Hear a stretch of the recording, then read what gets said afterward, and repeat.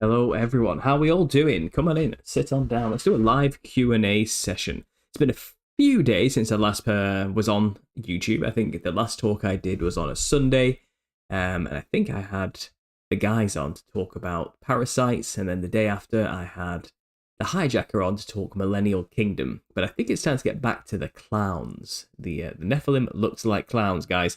That's right, the book, the first installment of the book is ready to be published. I have been slaving away for the past week, formatting the book, proofreading over and over and over again, combing the book for formatting errors, random little things here and there. I have been just meticulously combing through the entire thing to make sure it is perfect. And then I've spent 10 to 20 hours on top of that formatting the thing for Kindle print through their own program, which comes with a whole other plethora of new things I have to learn and problems to overcome and tackle. But I think I have finally uploaded it to Amazon Publishing with front cover attached, ready to go. It's about to be published, guys. I am currently waiting for my proof copies to turn up on the 25th at my house, so I can see what the physical thing actually looks like in my hand. And only after I see that can I then know if there's any issues with the layout or format or the way it printed that I can then correct before finally releasing. And I have the scheduled date right now for the 2nd of July. So there we go, guys. It's finally happened. Volume 1, The History of the Nephilim Look Like Clowns, is about to be released. So, if you guys did order your own copy through the GoFundMe, that will be signed and sent to you as soon as I get the ability to order my own bulk batch of authors' editions. So I get them at cost, for print cost, rather than obviously the markup price with the their royalties added on.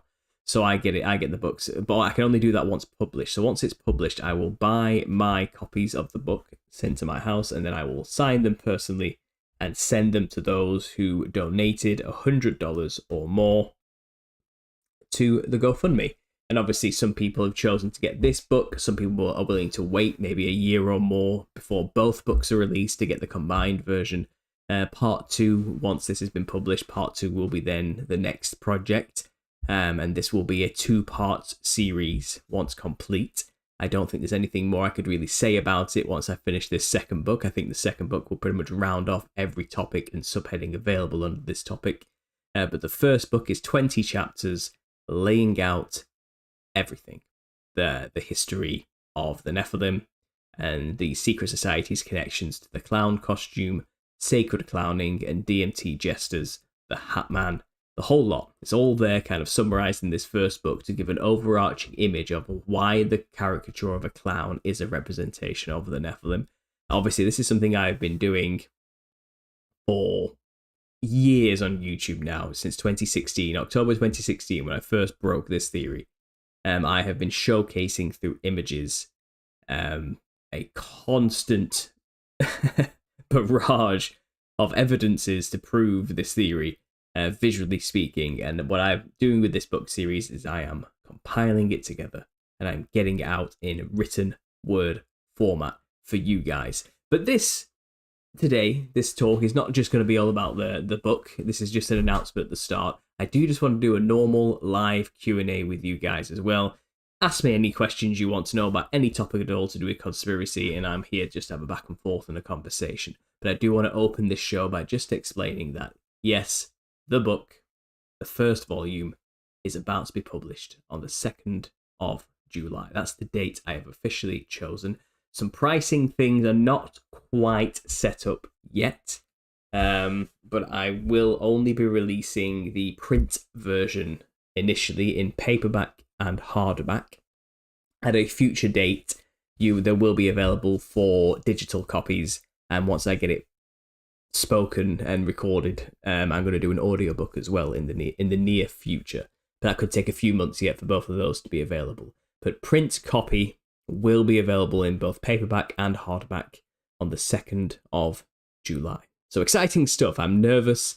It's my first book. I have put everything I possibly can into making sure this is a scholarly work with references, fully backed up. This is not a child's book, you know. This is it's fun to read, but it's packed with information as well and history. So it's kind of it's you can learn something from this too. I've tried to make this as best as I possibly can, because I understand this theory at a glance. Doesn't get taken too seriously because of the title. And the title's just a hook to get people questioning, what is he on about? But when they read the book, when people see the work that I presented visually on the channel, they scratch their head and go, oh, I see. This is far more sinister and real than I ever thought it could be. So yeah, exciting stuff, guys. So I will share some stuff with you here. Let me just quickly get this up. So I'm trying my best not to reveal the cover yet. I do have a Photoshop file, which I don't think you guys can see in the bottom down here, where I'm working on some final nuances, because obviously once the cover comes back and the copy gets sent to me, the proof, if there's any issues, I'll have to adjust positionings of like writing and images. But I will be teasing that maybe a few days just before the release of the book. There's something exciting there. But yeah, it's what I can show you in the meantime is I do have a copy here, which is now this won't be the format fully of the book. The book is actually 330 pages, because this is a digital PDF style version. It's condensed it to 190 pages by stretching the words out and shrinking the words, but the actual book itself is 330 pages. But this is kind of what it looks like, guys. Here's the table of contents. We've got the title page, dedication, the copyright page, the preface. Here it is, and yeah, so we got the foundation, section 1. So section 1 is 10 chapters here, laying out the history of the Nephilim and where we get demons from, how they became demons and disembodied spirits. So we talk about the stereotypes of what people think a demon are as the opening chapter, and how I'm going to explain how what a demon really looks like is far more psychedelic and colourful than any of the dark, shadowy, demonic monsters you see on TV. So I go into the meaning of the name Nephilim. I talk about Cain and his rebellion against God. I talk about the angels and their rebellion. I talk about the two coming together and creating the Nephilim. I talk about how the Nephilim became the kings and rulers, and then how utter corruption took over the antediluvian age. Here, as you can see, I bring this back to the contents page. Then we talk about the flood that came not long after the destruction of the Nephilim, and then we talk about the aftermath of the flood and how the people brought the Nephilim back, and how the Nephilim, the remainder, were subsequently purged from the lands of Canaan. And then we talk about demons, how these dead Nephilim became the disembodied spirits we call demons today. So that's basically 10 chapters, kind of like an abridged history of biblical history. Pulling from multiple sources. Gary Wayne was a huge inspiration. I do subscribe to a lot of his thoughts on this. But there's a lot of pulling from a lot of things there. I basically summarize the best I can for the layman, for someone who may not necessarily understand biblical history and the Nephilim, what it's all about and where we get the idea from and the concept from. And then we go on to the clown in section 2 of the book. And this will be explaining biblical descriptions of the angels, biblical descriptions of the Nephilim. So these two will show everything we have, biblically speaking, from not only the main canonical texts, but also extra-biblical texts, and the pseudepigraphical texts, and the Apocrypha. Everything we can get on the descriptions of both angels and Nephilim, and how we can understand that the serpentine-style angel of the seraphim was involved with the Watchers heavily, and the mating with humans to create the Nephilim. And then we have modern encounters. Now, modern encounters, I could have gone into more depth with a lot of different examples, but I've honed it down because I'm going to be using a lot more in the second book while talking about people's cultures and their own folk traditions. So I've kept this just what's prevalent as a basis, and I've talked about the giants of America, the white-skinned, red-haired, cannibalistic giants of America, and the skeletons that have been dug up all around the Americas from the mounds. And then I've also talked about the wild man and Bigfoot. And that's relevant because the origin of the clown is rooted in wild man Bigfoot symbolism in Europe. And the origin of the clown is the full history of the clown costume and where we get clowns from and how they are demonic in their origin through and through, right to the core. Historically speaking, the jester is a representation of a demon.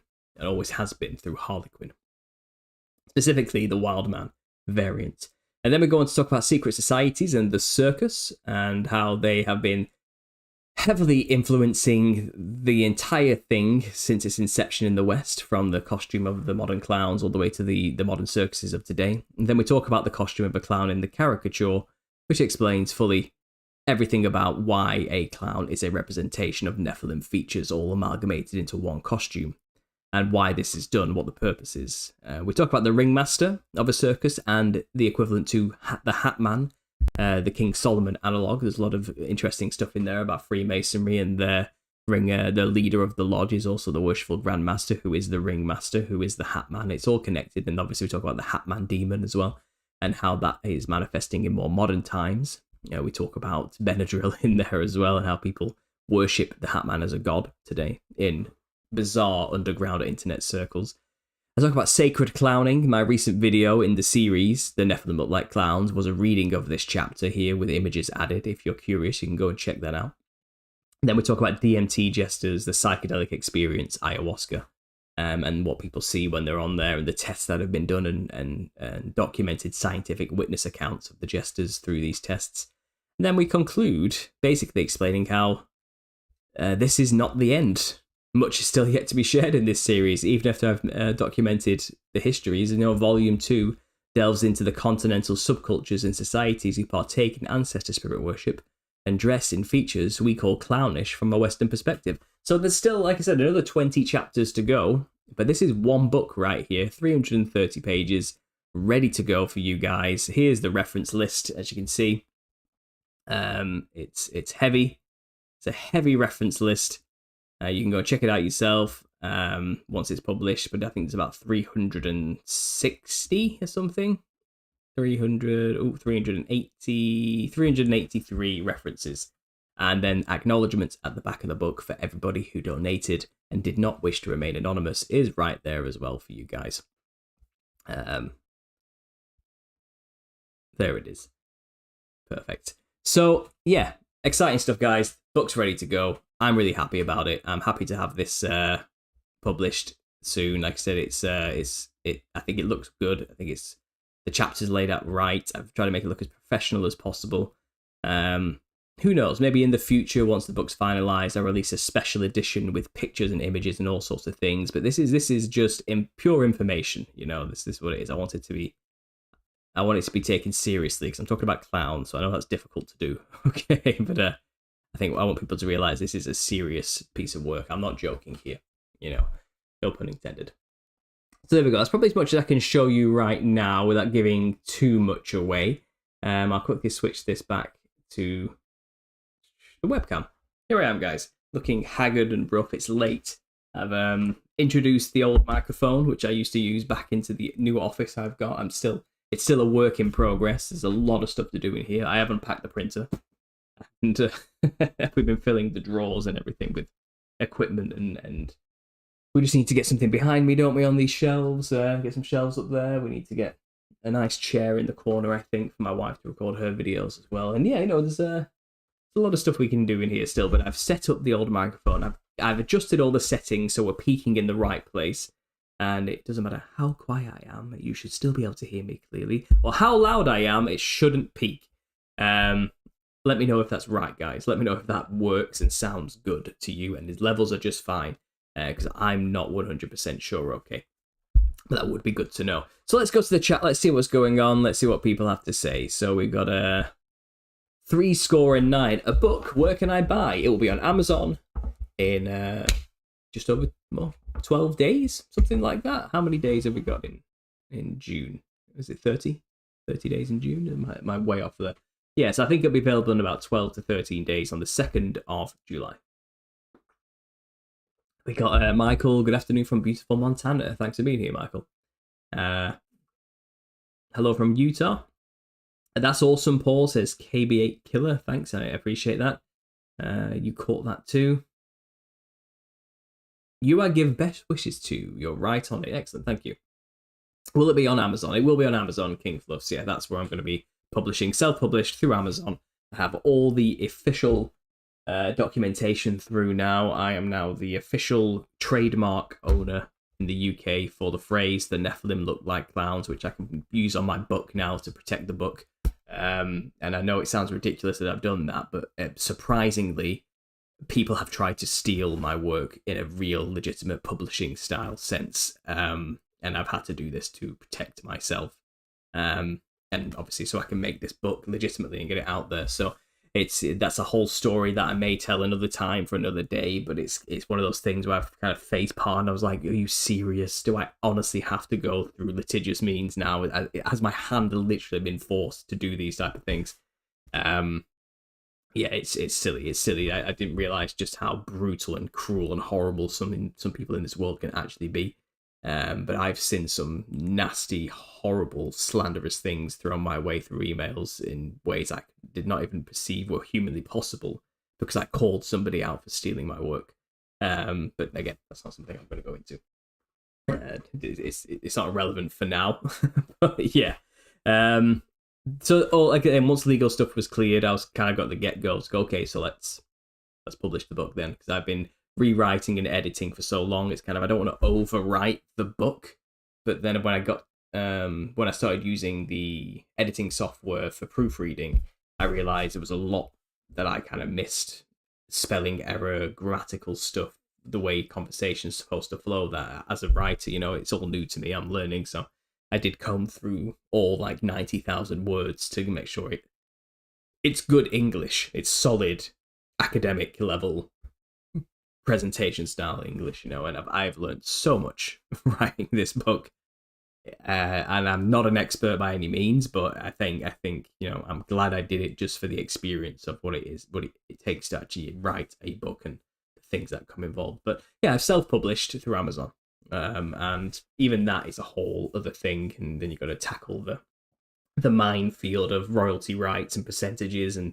methods of distribution and all these. It becomes a really complicated mess, but I think I've settled it all down now. It's all good, and there's just some very last minute tweaks that will need to be done to the book once I get my proof copy, once I get my physical one in the book, but that'll say not for sale on the front in like big black writing, but it'll show me whether or not the images I've produced for the book cover that wraps around fits well and where the margins are. I'll actually see it physically, and if it's slightly off kilter or something, or I don't like the writing's not quite as central as I'd like it to be because it's then I can go back and nudge it in place and then finalize it and send it off for print. So that's exciting stuff. I'm looking forward to it. Paul, in your first book, do you talk about the Shriners? Yes, I do. It's funny you should say that, actually, because I was going to use... I'll just show you on the screen. I was going to use this as the thumbnail and had writing to it, which is the Shriners in the hospitals, dressing like clowns. I have an entire section, an entire chapter, like 5 pages dedicated to the Shriners and the Royal Order of the Jesters. There's a whole chapter called Secret Societies and the Circus, which goes through all of it. How secret societies through all levels of Freemasonry are intimately linked with a clown.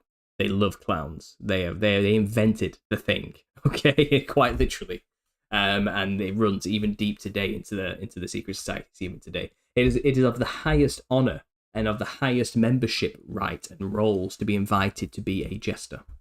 You have to be a 33rd degree Freemason, and then once you've gone through all the ranks possible of Freemasonry, you can then become a Shriner, and then once you've gone through all the degrees possible to the maximum level of shrining, you can then become a jester. Which is odd, isn't it? Why is becoming a jester of the highest value and peak of the secret society of Freemasonry? Well, I think I've cracked it, and I explain all that in my book.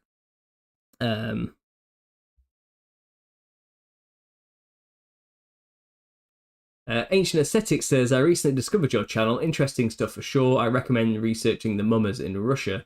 the young men would wear masks and cause havoc around the village. Yeah, well, that practice of mumming, or the mummers in European settings, mainly in Russia, which is kind of half Asian, half Russian, sorry, half European, but yeah, the idea of the young men dressing up in masks and bells and shiny ribbons and colourful outfits and running around the village, wrecking the place and accosting the young women, is really, really a common practice all across Europe with their own styles, but they're all fundamentally dressing like the wild man, which is the Europeans' flavour of the Nephilim. Yes, so it's all connected, absolutely. But that's for my second book. The second book is going through all of these different cultures and how they dress to channel or scare away spirits. It's either one or the other. So yeah, but there you go. I'll go back to the webcam so you can see me again. The fellow villagers are not supposed to stop them being destructive. So yeah, that's true. Yeah, it's a sacred rite for young men to go through. Often they usually have to take part in it, and if they haven't done that, are they really even a member of the village? You know, it's that kind of attitude. Planet Brad, I can't wait. Excellent. Paul, your book is in my bucket list. Excellent. Yeah, well, it should be an easy read. I think you could probably knock the thing out in a few afternoons. It's like I said, it's 330 pages, depending on how fast of a reader you are. It'll probably take a week to get through casually. I'm obviously going to do an audio reading myself, but that is easier said than done. I don't know if you guys realize this, but you know, when I usually read a script that I've written, it might only take 17 minutes for you to listen and watch the whole thing, but it took me about 4 hours to get that audio for 17 minutes correct, with no ums and ahs and gaps and pauses and multiple retellings and mistakes that I said. You know, what for the 17 minutes you hear would originally have been like a 30 to 40 minute piece of audio where I'm making mistakes and repeating myself because I stumbled on a paragraph. And then after I've done the hours recording, it takes me 3 hours just to get it knocked down and back to it. So to do a full audio book, which will probably be like 4 to 5 hours long, is not going to be easy. It's going to be extremely difficult. Okay. So it might be a case of I literally just read a full chapter and I just read it until I make no mistakes. I just keep repeating myself till I do a full read through of a chapter, never stumbling once. Okay. And then I just use that. So I don't have to do any editing, but it's just not the way it goes. So it comes with its own pitfalls and issues.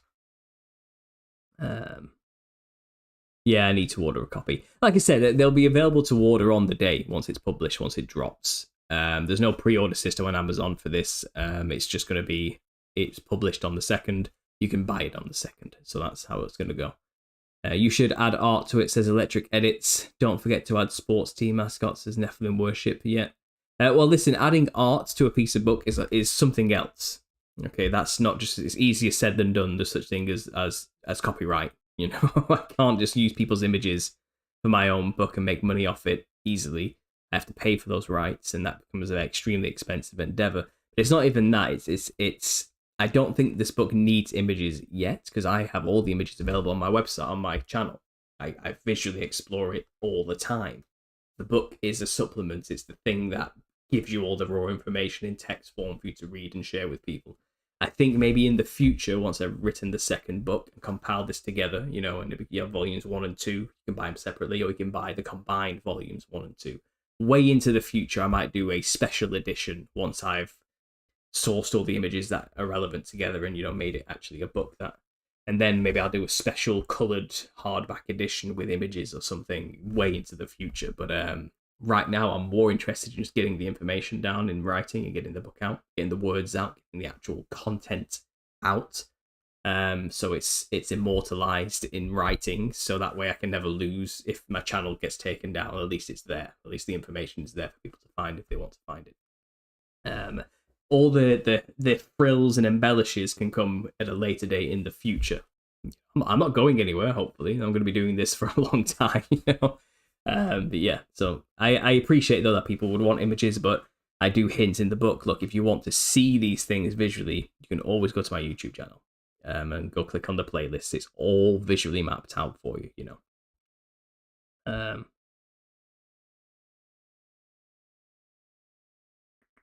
What we got?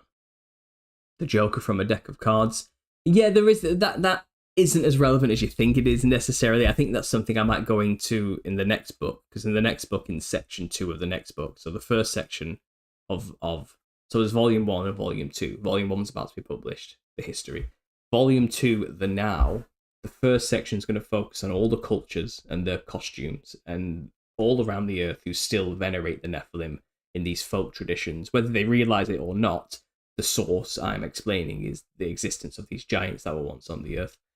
Section 2, however, is all about quite literally the modern day. So the music industry, art, things like the tarot card will probably get mentioned in there as well, like the Fool card and the Joker card in the deck of cards. All that kind of stuff will be in that section of the book. And then we have clown killers as well, murderers, the music industry, the art industry, things like all that kind of stuff, you know. Colrophobia, the fear of clowns, the multicolored collective, and the ultra left-wing liberal types seem to colour and clown themselves up, and all that kind of stuff is getting mentioned in the second book at the back end of it. But this book is just about the history of the Nephilim and the history of the clown costume, and it gives you a flavour taste at the back of the book of sacred clowning, which is part of the history, because there's a long history of cultures who use clowns as a sacred symbol for the divine and a connection, or a shaman, in fact, to the spirit realm. Then that lays the foundation. The whole book, section 1, is called The Foundation, but the whole theory for this. So then you can go on to all the frilly stuff about, oh, that film said this, and that music video showed that, and this deck of cards has this. All that kind of stuff comes afterwards, you know. And the first book is just raw data and historical facts and references to where the clown comes from and how it is distinctly a representation of a demon and always has been. You're just not told it, but it's there, clear as day, in black and white, if you just go and look, you know. So that's what that book's all about. Have you found evidence for old court jesters being part of secret societies? They'll be well positioned to influence the royalty. Yes and no. I mean, if you're already working for the king, you're already of a high influential figure in the world, you know. The jesters kind of came about as a commodity for the rich to have, because it was rare and frowned upon for actors to even exist. So to have your own court jester was kind of something only the kings were permitted to do, in a sense, because it was kind of frowned upon and considered like being a prostitute to be an actor, or to be associated with actors, you know. Liars, basically, people who pretend to be something they're not, you know. So it was not seen as good in a highly Christianized medieval time. But the king kind of was allowed to have the court jester, and there's all those myths and legends about the court jester showed the king his humanity, so he stayed humble and all these type of things, and was the only one allowed to make fun of the king. All that's kind of, yes, I suppose. But fundamentally, they were just like a humorous novelty for the king. The king didn't really care about his jester necessarily, though there are many stories of kings getting quite close to their jesters, you know, and of jesters really pushing the boundaries, perhaps too far in many cases, with that relationship, and suffering consequences, albeit in a humorous manner. I don't really talk much about the history of jesters necessarily, because they aren't actually created as a reference to Nephilim. Old original jesters in the creation were just actors who were dressing like the king. They're modeled after kings, after, like, you know, the silly crown with the scepter and with the bells on it and stuff. It's all just modeled after the king's costume. It's not modeled after Nephilim features at all. But as the jester progressed out of the medieval period into Harlequin through the theatre, Harlequin was a model of the proto-jester type character of the medieval tradition, but it was also a representation of Helikins, the wild man demon of France, and also the gods of the Mediterranean, such as Hermes and Dionysus, all kind of mashed together into one. So the jester became a part of this symbol of the Nephilim later, but originally jesters were just literally court fools and entertainers, just actors who dressed like the king. So they weren't actually really relevant to the theory up until the 1600s, the 16th century, so the 1500s, when Harlequin was introduced to the Commedia dell'arte movement. And Harlequin was a model of the Nephilim beasts, but he developed jester-like features as he progressed over the next 300 years into the 1800s. And jesters today what we call a jester today, with all its psychedelic fractal checkered patterns and the big horn-like hat with bells on it and the odd white ghostly mask. That is not what jesters used to look like in the medieval period. They didn't look like that. That's a modern invention, because the jester of today is kind of like a mashup of demonic iconography, clown iconography, harlequin iconography with a old school jester spin. So it's kind of, jesters are through and through more akin to the Nephilim today in the way they look and what they're modeled after, because they have the harlequin influence, than they were originally when they were just court fools for kings. So there you go, a bit of jester history for you there. But in terms of them being representations of demons, originally they weren't. They were just funny men who dressed like the king to mock the king. And that was it, you know. And I think a lot of people confuse what I'm saying here with the theory. It happens quite a lot. It's kind of this idea that they think I'm interested in the way a jester behaves. It's not really relevant to the theory. Like how comedians perform is not what the Nephilim look like. It's not that there's you know, and I think people get really hung up on the jester too much. Now, the jester is just a word we have used to describe these creatures that are in this other realm. When you take DMT, when you take entheogens, you know, people say, "Oh, it looks like a jester," because that's the only word we've got. But you don't really mean, when you say jester, a court jester of the 1300s or the 900s, you know, the medieval period. You don't mean that when you say a jester. You're talking about the psychedelic, weird-looking Venetian festival jesters of the modern day, you know, and that's a new image. Much closer to the Nephilim clown image, because they're modelled after clowns, the harlequin, zany characters of the other comedic lots, and the wild man. So yeah, and then like kind of jestery, king-like images in the past.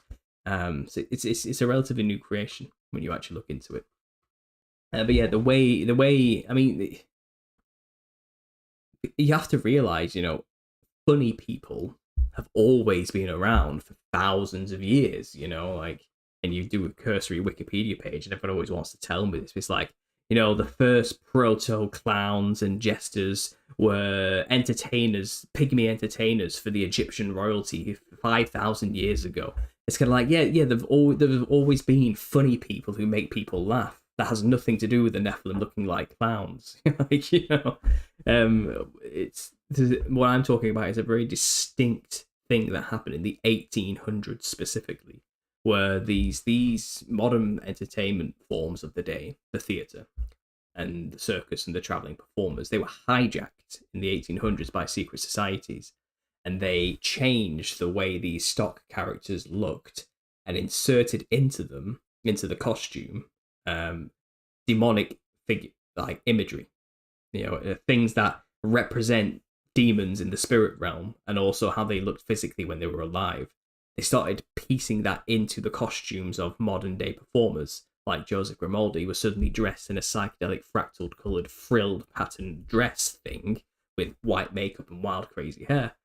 Prior to that, Pedrolino, who the clown character is based on from the Italian tradition, was just a plain white Elizabethan ragged-wearing, boring-looking character. But this change was done in the 1800s specifically to introduce into the modern world costumes that channel demons, plain and simple. But it's modelled after the practices of all these other cultures, like you mentioned the mummers in Russia there, who dress in a specific way to channel a certain energy from the other realm, which are the disembodied spirits of the Nephilim that we call demons today. And it was a sneakily thing done in the 1800s, and the Freemasons and the Shriners and the Royal Order of Jesters have kept the tradition alive to the modern day for over 200 years through circuses and then TV, media, the music industry, everything else. They've kept that model alive, and the jesters you see today, you know, in the modern mainstream media, they are, again, a specifically designed monster that models the spirits in the astral realm.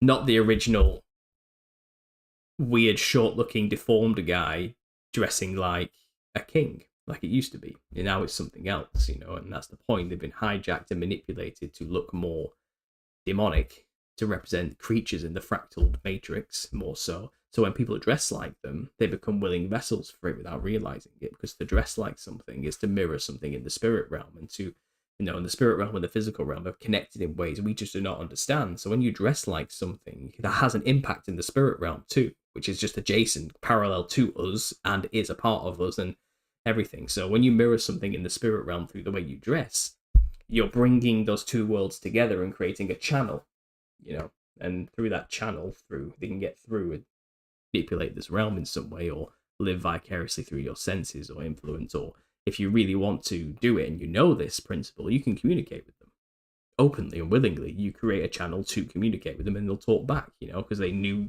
okay, this guy wants to talk to me. But most of the time, they're actually out there trying not to get caught.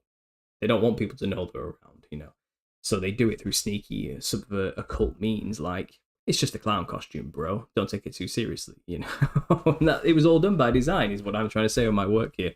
It's and it's really nefarious. It's really, really nefarious, and it's weird. I understand what this sounds like, believe me. Royal Deluxe. Paul's got a ton figured out, but I think if we were in the millennial reign and Jesus came back, then Nephs are out, and the Holy Spirit must also be around motivating people. Well, no, the Nephilim are still here till the new heaven and earth, really. They're kind of a corruption to the system, like a parasite in the machine, if you will, a ghost in the machine, that won't be gone until there's a new heaven and a new earth, till the whole earth is renewed at the very end after the great white throne judgment. We're kind of stuck with them till then, and that's my understanding. And I think there was a 1,000-year period. If the millennial reign if the millennial reign has already happened, then there was a 1,000-year period where Satan was bound.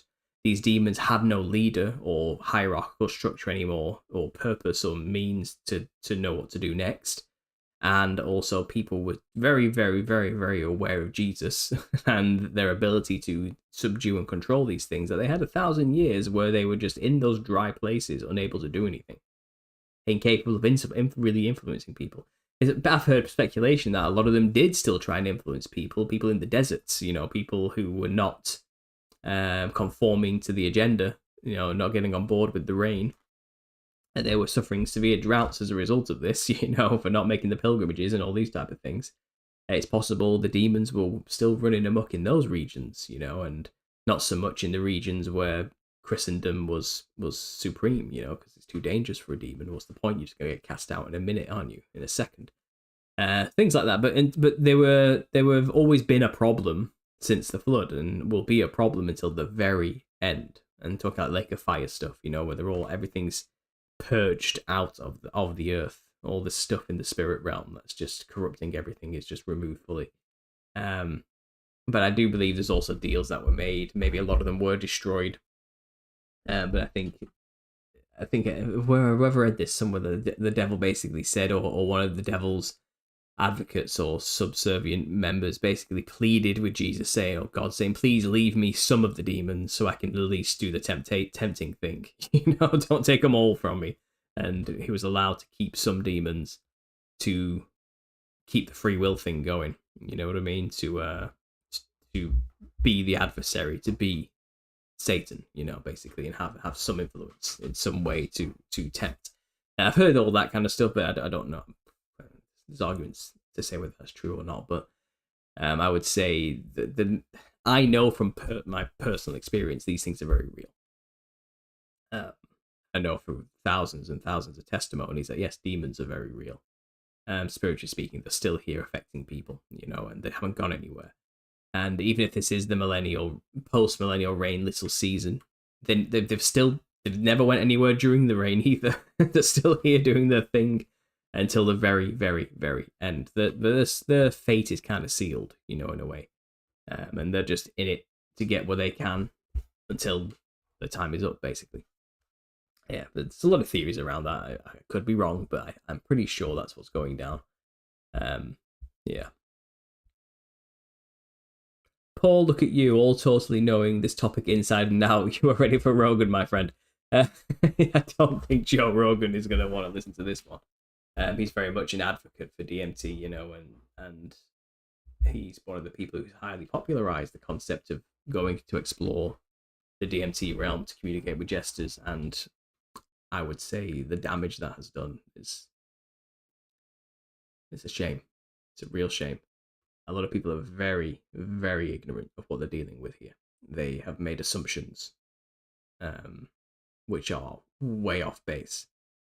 And Jung played a big part in this. I explain this at the end of my book. The jester is just a collective unconscious symbol to represent the shadow of humanity in a way where we have to not take life too seriously and confront the shadow in order to incorporate it into our own inner being, to be a complete self. It's honestly, it's drivel. It's all just complete nonsense. It's they're trying to despiritualize the truth of the concept of the spirit realm. It's like these aren't entities with consciousnesses separate from us. No. They're just reflections of humanity's collective unconscious, because we're all just one, It's kind of, they've tried to remove God and the biblical history from the equation to explain demons, basically.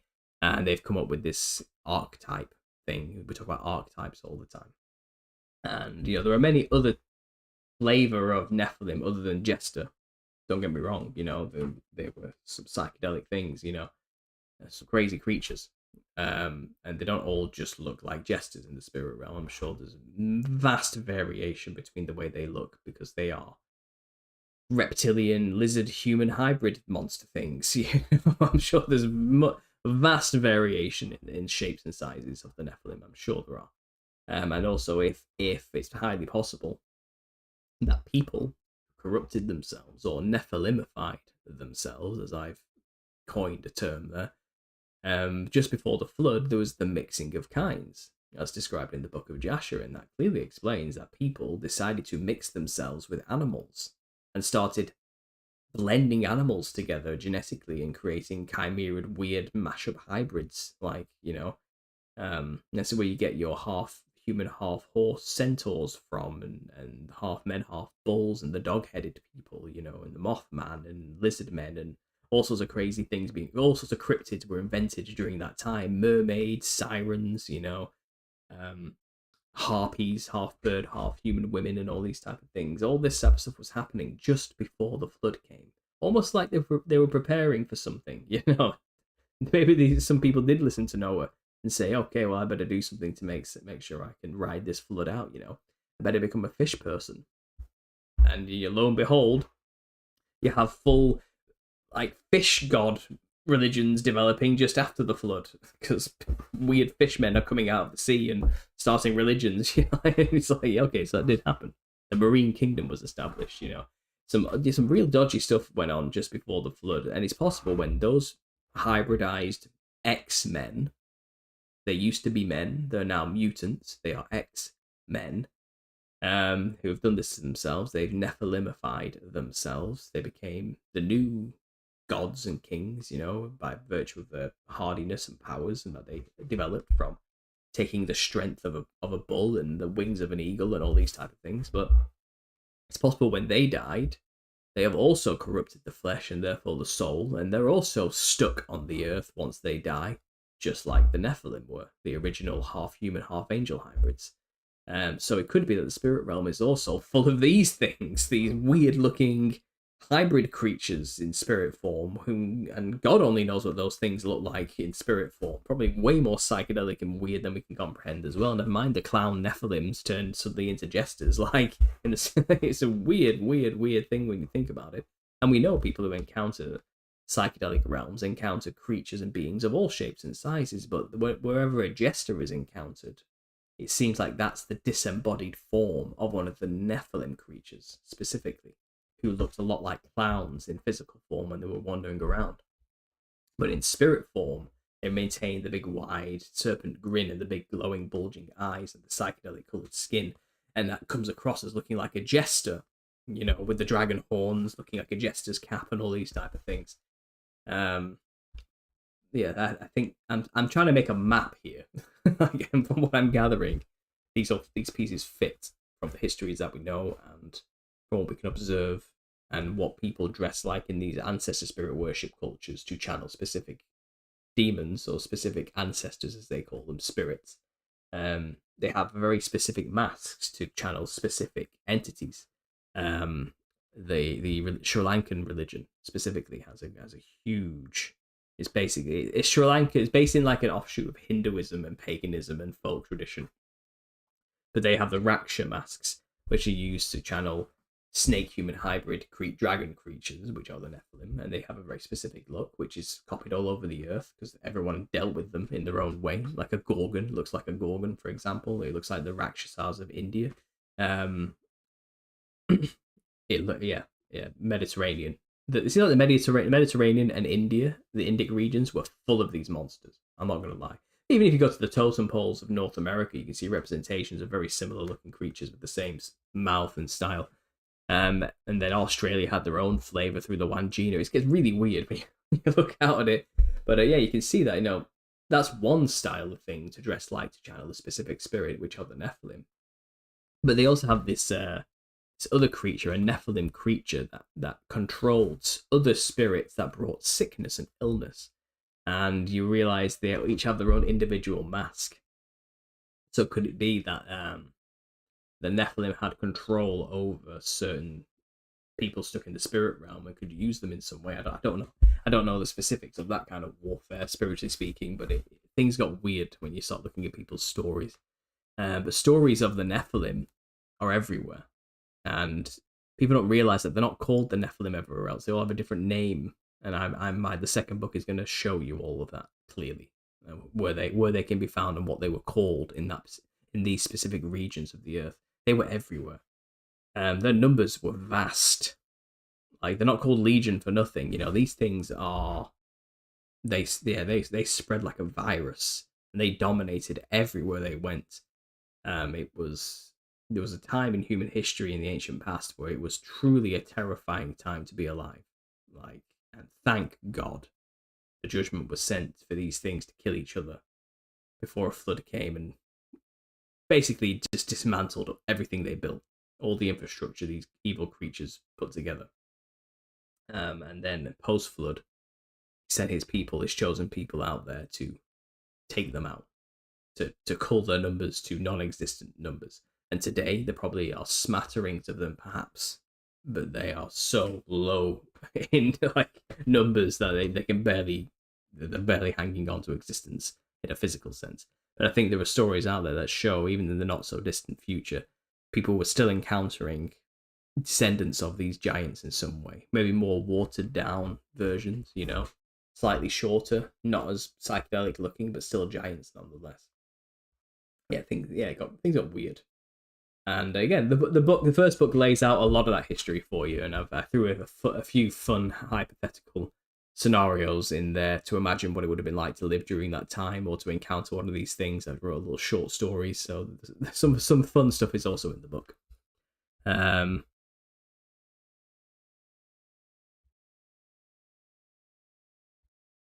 Exactly, we're here for the tall, pale, lanky things. Do you regret the acid tattoo? I forget it's there, to be honest.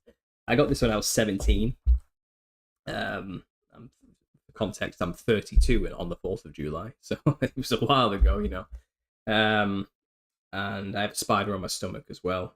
I've got roses on my chest too. And when I was 17, I was an artist. I did nothing but paint and draw all the time. So the roses I've got on my chest are something I drew myself, and I just wanted them on my skin.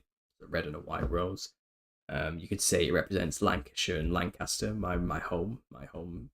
They're represented by red and white rose. But I didn't really think that deep about it, to be honest. I just liked the way it looked and got it on me. I wasn't much of a thinker when I was a teenager. Okay, I was not. I mean, I've always kind of been a creative mind, but I was a rebellious, young, angsty teenager who nobody could tell me what to do type of thing. And if I was going to get a tattoo, I was getting a tattoo. So my first tattoo was a spider on my stomach, which I designed myself, and drew myself. It's a Pholcus phalangoid, which is a cellar spider. And I didn't think much of it. I didn't. Let's just get it. Let's get it done. Whatever. Who cares about the future? Forget the future doesn't exist. It doesn't matter. And then a year later, when I was 17, I got this smiley face, and regrettably, the only one I do regret, I have a peace symbol on my arm here. And I'm not happy with this, obviously, because at the time I literally thought it just represented peace. I was that exoteric in my understandings. I never really thought about it, you know. And then somebody at a festival said that that symbol represents the CS, the CND symbol. That's the symbol for the Corporation for Nuclear Disarmament. And I was like, is it? Oh, right, okay. And then later in my occult understandings, as I got older, I realized I now have a symbol of an upside down broken cross on my arm, and I'm not happy about that. No. So the only one I actually regret is this peace symbol on my arm. It's not something I want to represent, but who I was when I got all those things, I wasn't a religious person. I wasn't saved in any sense of the matter. I was a very hedonistic, young, over sexualized, hyperactive, hedonistic idiot. I was a stupid kid. Like, I'm not gonna lie. Like, I wasn't thinking about tomorrow. I was constantly just thinking about what's fun and pleasurable and in the now, you know. And I got the smiley face because I'm just an optimist. That's literally as deep as I went. I said I'm a happy guy. I'm always happy. I always look on the bright side of life. I'm always positive. So let's get a smiley face slapped on the arm, and that's as deep as I went. I did not think any deeper than that when I did it. Nothing to do with acid. Nothing to do with, as people say, the smiley face killers. I don't know anything. I didn't know anything about that or whatever. Yeah, I just literally wanted a smiley face on my arm, and I had plans in the future to extend out into a colourful sleeve, you know what I mean, full of other funny things. But I just, obviously, years went by, and then, you know, I went to university and discovered all this stuff at the age of 20, 21. I graduated university at like 23, 24. A completely changed person, you know, and I was somebody else, you know, at that point. And I found Jesus, and to be honest, I just completely forgot I even had tattoos. They just faded into those. I didn't care about that type of thing anymore, my skin or my body. I was more focusing on other things. And it's funny, I was listening to Matthew the other day on an audiobook, and it got to the point where it says, you know, it's not what goes into a man that defiles him, but what comes out. You know, it's not what's on my skin that defines who I am or what defiles me necessarily. It's my actions, it's what I say, it's what I do, and that counts. And I apply that to everybody, you know. So when people say people like Richard the Barber, for example, going the well, what is he exactly? The clown hairdresser of Hollywood or something like that, you know, who's turned Christian. You know, I didn't look at him and judge him and think, nah, that guy's definitely not serious, because look at him, he's dressed like he's tattooed like a clown. And the guy talks about the Nephilim clowns. You know, I wouldn't judge somebody based on the looks. It's about what they do in the heart and what that truly is, you know. You know, and what they say is what counts, and what they do is what counts. So, you know, I apply that to everybody, and I hope people apply that to me too. But do I regret them? I mean, not really. I don't really think about them. I kind of forget that they're. The only one I've got any qualms about is the peace symbol on my arm, because it is like a direct attack on my savior, my Lord and Savior, Jesus Christ, and I'm not happy about that. But I suppose who doesn't live through the world as a wandering, as the undead, as a dead sinner, you know, who doesn't live through the world without getting a few battle scars along the way, you know, without picking up a few nicks and bruises and scars from living in the world, and these are mine. And I suppose in a way they're a testimony to who I used to be. And when I look at them, I just remember who I was, you know, and I don't focus on that or dwell on it. I'm only more interested in who I am today and who I'm going to be tomorrow. That's all that counts to me. Something there you go, a bit of a personal history about the tattoos, but yeah, no, I don't really regret the smiley face necessarily. It's just as a part of who I am now. It's there, you know. It's a memory more than anything to me.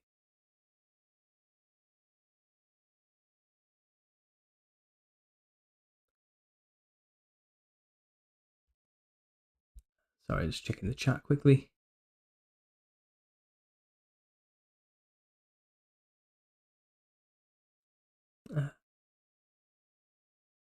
University is good human training.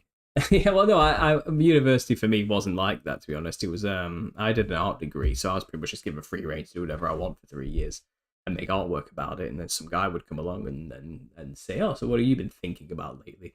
"Oh, I've been thinking about this topic." and I've been making artwork based on it. What do you think? And the teacher would go, yeah, I like it, keep going, and then at the end of the year, they'd review how well you did that and then give you a mark. It wasn't that difficult, but I was given the freedom during that time to explore topics thoroughly and make artwork about them, and I ended up discovering conspiracy theories, and then I ended up discovering Jesus at the end of it all, and here I am today. So I suppose in a way I'm still a creative person, I'm still an artist by degree, and I suppose I've channeled my creativity into this channel, these talks, and the book. So my as an artist, I guess I've kind of developed into something else as I got older. But when I was younger, I was a painter and a drawer. I was very hands-on. I built things, out of wood and straw and metal and whatever I can get my hands on. Any medium, it didn't matter. I'd make stuff, But as I've got older, I find I'm more introspective. I'm more about writing and thinking and talking. I went more down the English literature route, away from the artistic, creative route. Mainly disillusioned with the state of modern art, realizing the industry is a complete corrupt, disgusting, horrible mess full of pretentious wankers all circle jerking each other at cheese and wine parties. And I realized it's a disgusting game which doesn't value traditional standards of beauty at all and wants to denigrate and destroy any standard of beauty through their artwork. It's a place for people who have no talent to pat each other on the back and pretend that they do have talent by inviting one another to the gallery shows and letting them put their shit on the wall and clap along because they know that what they make is also shit. So if we all support this shit together, then everyone will think the shit is good and then we all become famous artists. It's honestly a disgusting, stupid, horrible industry. And when I saw that as somebody who, with relative talent, who actually could paint and draw, I was like, this is disgusting. I cannot be a part of this. This is horrible. It's not what you know, it's quite literally who you know in this industry. And they're not interested in the people who run the galleries are all terrible artists themselves who only bring terrible artists in to support their own fragile egos. It's a really horrible and I learned that by going to university and getting an art degree. So I suppose I stopped painting and drawing and focused more on speaking and writing. Yeah, the art industry's a mess. Speaking of art, I haven't plugged in a while, but one of my subscribers, Elizabeth Joyce, she sent me one of these. It's one of the prints from her own pieces. It's a bunch of birds in a cathedral window with Matthew 22:37 at the top and the bottom. Love the Lord your God with all your heart and all your soul, with all your mind. This is the first and greatest commandment. And it was nice. It was a nice gift. She said I played a small part in her own walk to coming to faith and understanding her own psychedelic experiences and all these type of things. And she sent me this. And you go to her website, eJoyce Artwork, and she's got loads of really detailed, incredible pencil drawings on there. And, these are the people we need to support who actually have some real talent. She's not paying me to say this. This isn't a plug or anything. It's just I want to help actual talented artists get the recognition they deserve. So if you haven't already, guys, go and check out eJoyce Artwork and look for that image I just showed you, so you'll know you're on the right website. There is another Elizabeth Joyce who makes sexually explicit, weird, random crap, but it's not her. It's the other one that's making the nice pencil drawings. Go check her work out and buy a print. This is how we actually make good artwork exist, is by supporting people who actually create that stuff. So I'd recommend that. Would you drop the link? Yeah, sure, I'll do one better. Let's share the screen. I'll quickly just eJoyce Art. There she is. Yeah, so this is her website. Go and check it out. eJoyceArtworks.com. And as you can see, she's got plenty of stuff on there for you to go and check out. She does portraits as well, and you can commission her for things if you want to. But she's got some pretty funky paintings and drawings out there, which I really like. And again, if she was kind enough to send me that in the post, so I'm paying it forward, and I'm going to support her and try and get people out there to check out her artwork as well. So go check it out, guys. And I think she's trying to also do her own thing right now, where she's offering online teaching courses, and other things like that. So you can talk to her about that as well if you're interested. She's got upcoming classes there in June. It's like another one's coming up on the 20th. You got one tomorrow and the 27th in Colchester. So there you go, guys. Go check that out if you haven't already.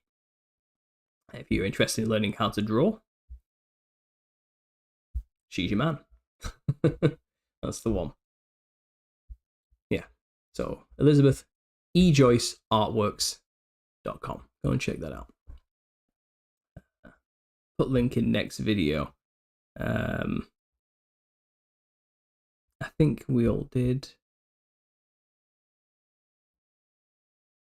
Not all of us formed an identity around the degeneracy on there. I don't know what you're talking about. I'd rather walk around that than some satanic art gallery pushing modern liberal weirdness. Well, and all cathedrals are one of the greatest forms of art. Yeah, as somebody who's been to quite a few cathedrals, I'm always so blown away by the intricacy and the effort put into those things. Honestly, it's incredible. Truly incredible.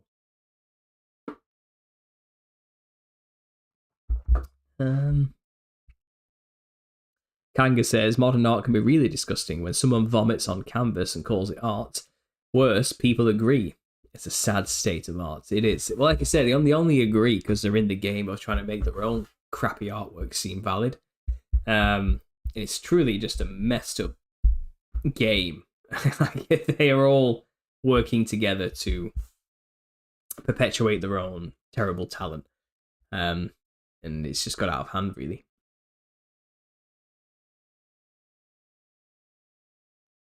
I got rid of my psychedelic decorations in my room.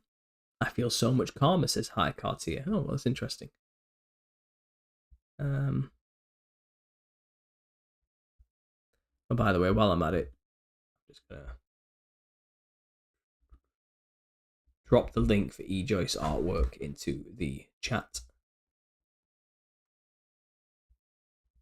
So if anybody interested in going to buy some prints from her, showing your support, the link is in the chat, guys. There we go.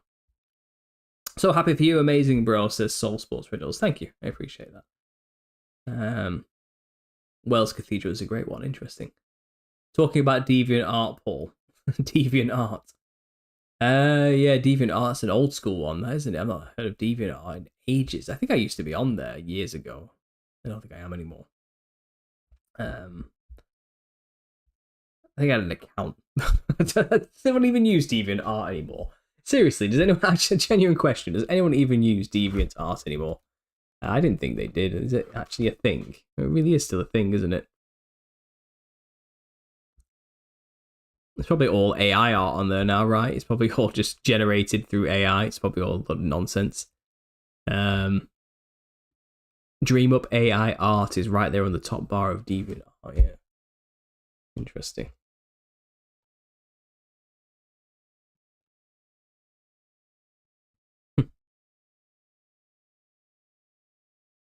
Yeah, sorry, I'm just going to go back onto DeviantArt just have a look. But yeah, I didn't know that even still existed. It's probably not what it used to be, eh? It's probably not what it used to be. DeviantArt is primarily used by the blank kids who draw Sonic the Hedgehog memes. I see, okay. You should do a collab with my lunch break. I mean, I've not actually really watched many of the guys' videos, to be honest. I know he's kind of a big name in the Tartarian world, is it? I don't know, the alternate history world. I know he's just released a video where he briefly mentioned quickly the possibility that Satan's been loosed while also then exploring New York.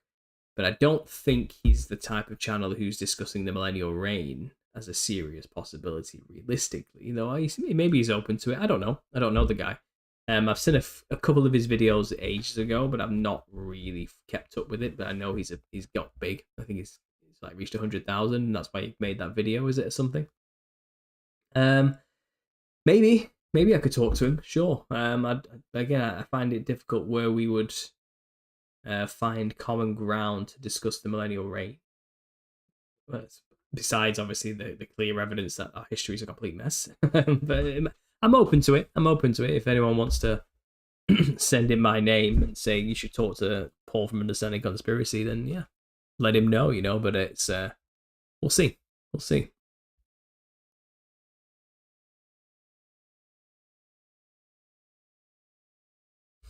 Let me just check. I really appreciate a response with regards to your tats. I think it's important that we remember that the Lord has done for us and it is a part of our testimony. Yeah, absolutely. Yeah. Drop the link to the book when possible. Again, the book is released on the 2nd of July. I am waiting for my proof copy my physical first proof copy to appear so I can see if there's any issues with the formatting before I finally publish it. So I've scheduled it currently for the 2nd of July. And that should give me enough time to make any corrections before publishing. Once I get my books on the 25th, they're scheduled for. So that's that really. I can't drop any links to anything until it's published and the dates come. You know, and then I'll drop saying, "Book's just been published, guys. Go and get your copy. Here's a link. Bam, bam, bam." You know, and that'll all be there on the day. I'll be doing that on the day.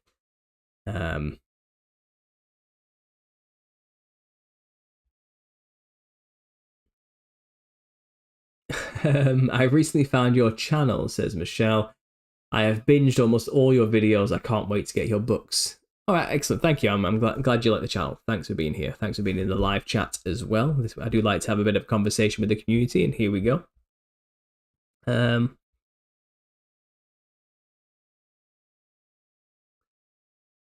guys. I used DeviantArt when I was like 13. I'm 37. Exactly. That's what I mean. I used DeviantArt when I was like that same age years ago. I didn't realize that was still going. What a blast from the past. Getting all nostalgic here. I especially appreciate your honest practicality. It's so absent these days. God bless you. Oh, thanks. Thanks, Dawn. I appreciate that. Doesn't sound good at all. Ben Foil Hat. Love that username. Will you do a video on the lost continent of Mu? I mean, that's like, I haven't looked into that topic in over like 8 years. It's one of those early ones. It's up there with Atlantis, isn't it? And Lemuria and all those type of things.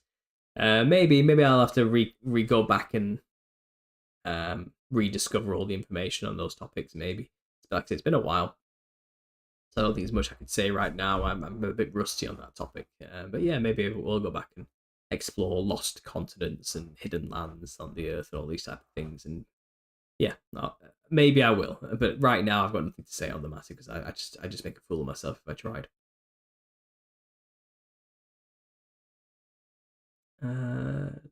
Lunch break, good stuff. Enjoy your lunch. Plant the seed. Yeah. Lunch break had a fast grow. Yeah, his channel blew up quickly, didn't it? Focus on the Freemasons destroying everything. They need to be exposed. Yeah, well, like I said, there's a lot of that, isn't there? I mean, I made a video theorizing about the secret societies, you know, and I'm not sure what the real purpose actually was, or I think their job really is to cover up the history. That's their job. Their job is to lie about history and do everything they can to claim ownership of buildings that they never built, and then just create a false narrative for the people to believe on behalf of their leader, which is Lucifer. They're like the physical world foot soldiers for the spiritual principalities behind them, you know. And they're just doing the will of their father, basically. And I think modern secret societies, as we know them, Freemasonry claims, we go all the way back to Hiram Abiff, you know, the architecture of Solomon's Temple, and it's kind of, can you really trace your entire thing back to that, or have you just made all that up because you want to seem relevant in the modern day and you've come up with this story?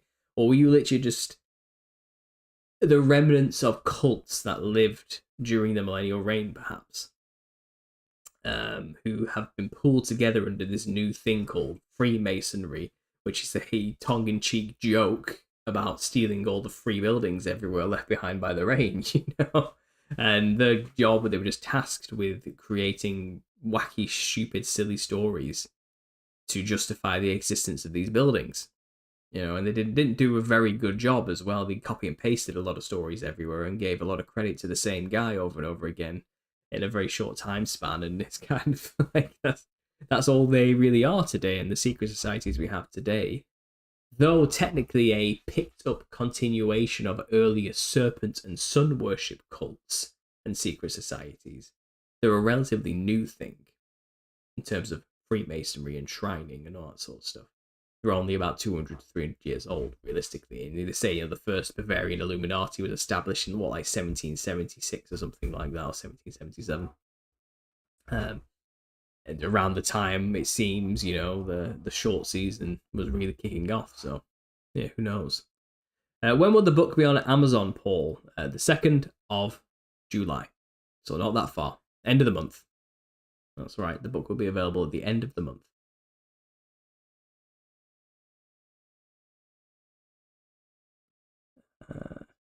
Sorry, guys. July 2nd, copy.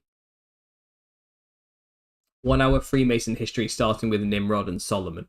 Yeah, but the thing is, they've always made claims that the first real Freemason was King Solomon, or the first real Freemason was Harima Biff, or or Solomon, or these type of things. It's like well, you keep pushing it back, don't you? But I think I'm starting to think they're making a lot of it up to make them seem like they're older than they actually are. You hear what I mean? Because they didn't call it Freemasonry then, is what I'm saying. When Nimrod was around or Solomon was around, they were just builders. They were just architects. And they're trying to claim that they have a heritage back to the first great architects and builders. And that's the secret. The secret knowledge they hold is how to build buildings. It's like, no. When have Freemasons built anything in the modern day? They don't build stuff. They just have mystery wisdoms and worship Lucifer and make up histories. I think that's all they really are. But that's just a theory. I'm starting to theorize in light of the little season that even those are a fraud, a con, a new fabrication to fit the false narrative they're trying to create for us.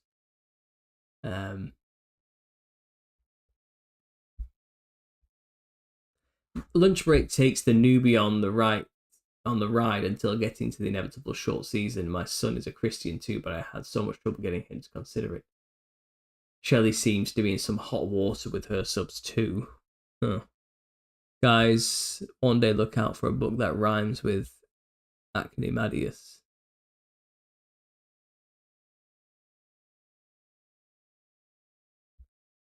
I don't know what that means, electric edits, I don't know what you're talking about.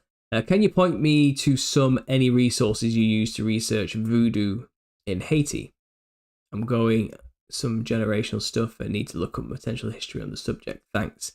I pulled it together from a lot of sources, to be honest. There is a lot of great stuff on the internet that talks about voodoo culture, and not just Wikipedia. There's websites dedicated to exploring it from their perspective and also from outsiders' perspective.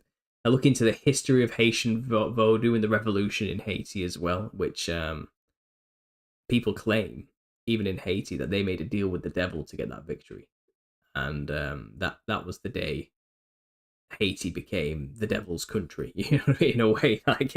And also you have to understand the history of Haitian voodoo goes back to the Dogon, African, Northern African, quite a lot of African ancestor spirit worship. Mainly, I think it's mainly West African, kind of mixed with French Freemasonry and French Catholic idol worship, kind of melded into one new religion called Haitian voodoo. So there's a long history there, and there's multiple sources you can go to. I can't remember right now specifically the things I've read, but I've been through many sources. That's all I can say. And I also talked to a few people as well, who have told me their own experiences. So yeah, Haiti's an interesting one. The people of Haiti, the Christians of Haiti, say Haiti is cursed because of what they did to take it back from the French, the revolution that they had there. They made a deal with the devil, is what the Christians in Haiti say. And these are obviously African slaves that were brought over by the French, and even some of them are Christian, and they're saying, yeah, this country has forever been cursed by tsunamis and horrible things and death and famines and wars and destruction because of the spirits, because of the deal that was made with the devil, and the suffering for it, basically. Don't take my word for it. That's what they say. Haitians themselves, you know, I'm not Christian Haitians. It's pandemonium. They have many fictions working. That's right. They go back to Nimrod. Yeah. Well, they go. Nimrod was the first Antichrist. Free morons. Fee morons.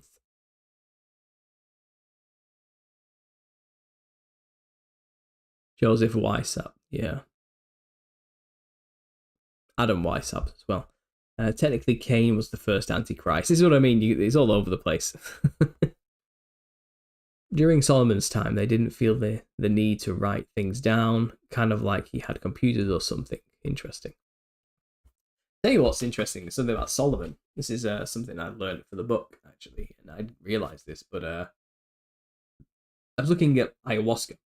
So where does ayahuasca come from? How did these people in the middle of the Amazonian basin, you know, in Peru, how did they figure out that if I take this particular vine, the B. capensi, I think it's capensi vine, yeah, B. capi for short, the B. capi vine, and if I mix it with this very specific other leaf over here, okay, that I could put those two together, and it would create the perfect scenario to create the psychedelic trip necessary to go to the spirit realm for like 8 hours.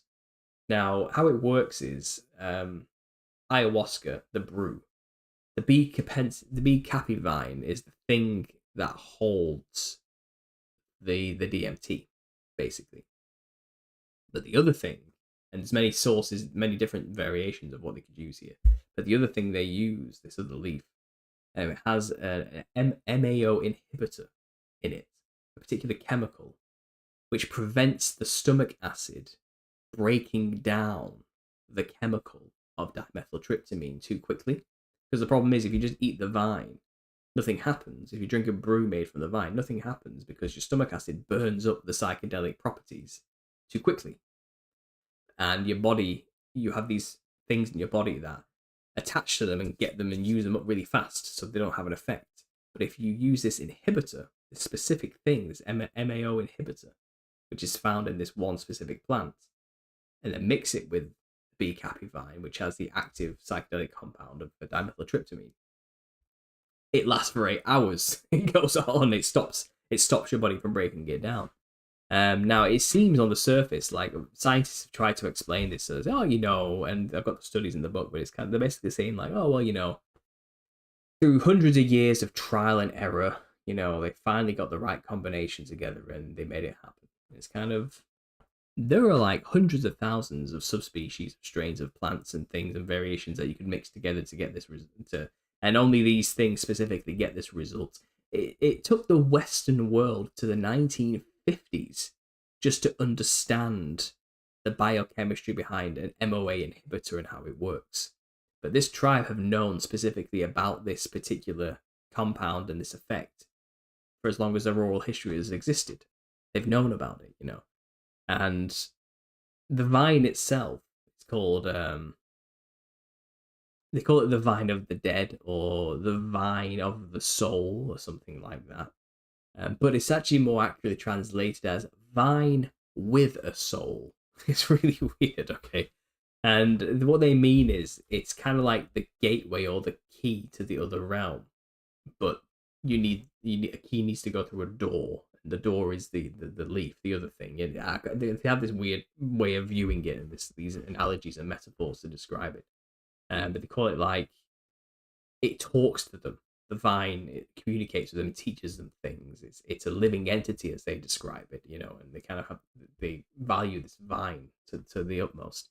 And then obviously to add this MOA inhibitor to it in the specific brewing, and the brewing process isn't easy either. It takes numerous steps and a long time to make it work. Okay, so how did they figure that out as well? It just seems odd that they knew all this and figured it all out.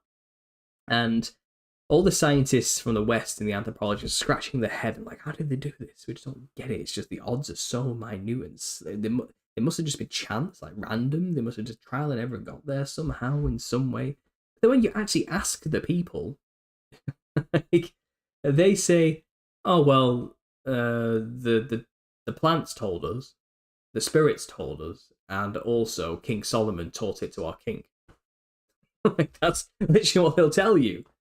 They were like, "Yeah, well, the spirits tell us these things and guide us to do the right thing, and like, preachers told us, the spirit guides the gods. And also, King Solomon, on a visit to see the Incan king as an emissary, taught the king how to make this brew, how to do this specifically. King Solomon, of all people. That's what they say. That's what they tell you. This random tribe in the middle of the Amazon is talking about King Solomon and how he, on a visit, visited their king, the Incan king, and taught them the specific way of making this psychedelic brew to communicate with demons, essentially, to get to the spirit realm. And that's just an odd story, isn't it? Like, it seems so out of place for the South American Amazonian basin, like the Amazon rainforest, like, for the Incan tribes, the descendants, to be talking about King Solomon, like, so odd. But that's what they tell you. That's what they will tell you, and it's kind of like modern secularist Western anthropologists just don't want to accept that story. So like, no, they must have just made it up and figured it out over multiple years of trial and error. There's no way King Solomon told them. That's what they say. Like, why just take the word for it? Biblical history backing up everything once again. Yeah, this is we're in the biblical history, and King Solomon's wisdom and influence, especially his knowledge of the occult, clearly went far and wide. And he's responsible for your ayahuasca and DMT trips today. Like, essentially, he's the one who showed the people how to do it, how to harness that psychedelic property from the plants. Where did he get his information from? Well, he was known to have a few conversations with demons here and there, wasn't he, with his magical ring? So one has to wonder. But I thought that was fascinating, and I've put that in the book anyway, to explain where ayahuasca comes from. But so odd. I did not expect to find that in my research, but I did. But a bit of fun for you there. Yeah, alchemy, says John D. Absolutely.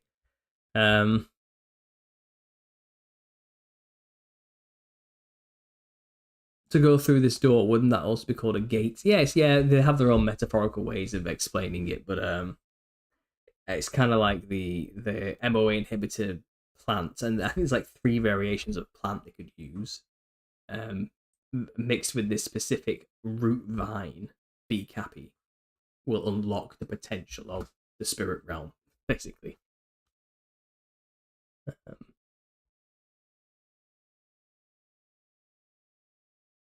Sorry, guys, bear with me a second while I check.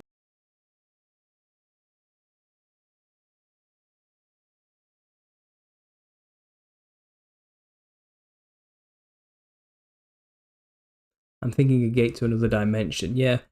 I believe very little that I hear, says Shielded Sugar. Oh, that's good. That's wise.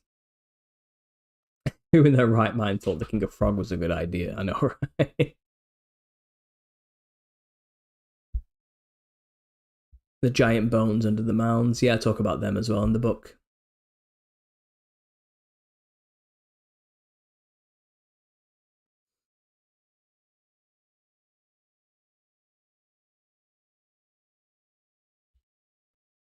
Talk about kissing and licking frogs now. Wow, we took a tangent there. I'm also open to the idea, says Royal Deluxe, that canonized saints could also be anthropomorphized pantheons of old religions, and that's why it would be prudent to embody Christ instead of altruistic, well-intended male and female. I'm not sure. Sorry, guys, bear with me 1 second.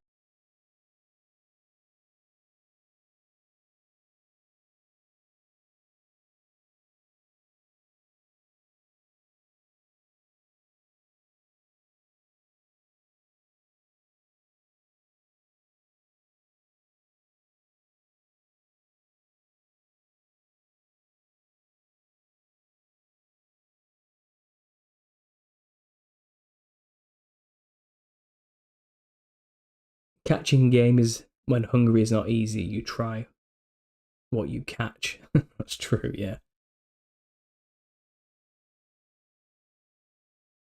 seeing the lizard people is something the Harvard people are trying out. I don't know what that means. Yeah, I need to be honest, I need to go check out the latest spiritual warfare news. I need to go and have a look at what's in the modern news right now and what people are talking about in terms of spiritual stuff and weird stuff like this. The Cult of Khan, thanks for being here, man. Yo, I need this. It's done. Yeah, I was at the start of the live stream. I've explained thoroughly the process and what's going on, but the first book of the series, volume 1 of the Nephilim Look Like Clowns, is being published on the 2nd of July. I'm just waiting for final things to come through. I need my own proof copy to come in the post so I can see any formatting issues that might be on the final print. But all said, if it looks good and it's good to go and I don't need to make any tweaks, I can publish it as soon as possible, maybe even a bit earlier. But I've set myself the 2nd just in case there's any issues with the print, in the final proof print, and then I can go back and have a look. Thanks for being here, Colsacon. I appreciate it. I listened to your new song release today, and you know what? It's a jam. I like it. I thought it was really good, really good. Yeah, it was funky. Sorry for being late to the party. No problem. It went silent and paused. Yeah, I'm sorry, guys, but my son, I believe, has woken up. He has a habit right now of waking up in the middle of the night. It's midnight here. And he's crying out in the background here and there for things. I think he wants the light off us. I don't know what's going on. So I've just had to mute it so you guys couldn't hear that and just see what was going on. And I might have to call this show a night soon, actually, because of this. I obviously don't want to keep him up and get him back to sleep as well. And which is why I'm down to a bit of a whisper, if you can't tell. But luckily, the mic should still pick me up even at a whisper because I've set it to be good no matter what I do. Congratulations, Paul. Sincerely, says the Culticon. Thank you. I appreciate that. Lorcan with the obligatory Earth is flat comment there for no reason. Yeah, you're preaching to the choir, bro. You don't have to just blurt that out randomly and for no reason whatsoever. Don't worry. Bluebeam Prep. Nice accent, bro. Thanks. Yeah, it's British. Thank you so much, man. That means a lot. Yeah, to be honest, I didn't even know you were a musician, Cult of Con. I did not see that coming. Honestly, I did not expect that. But it was good. It was good. I like it. It was funky.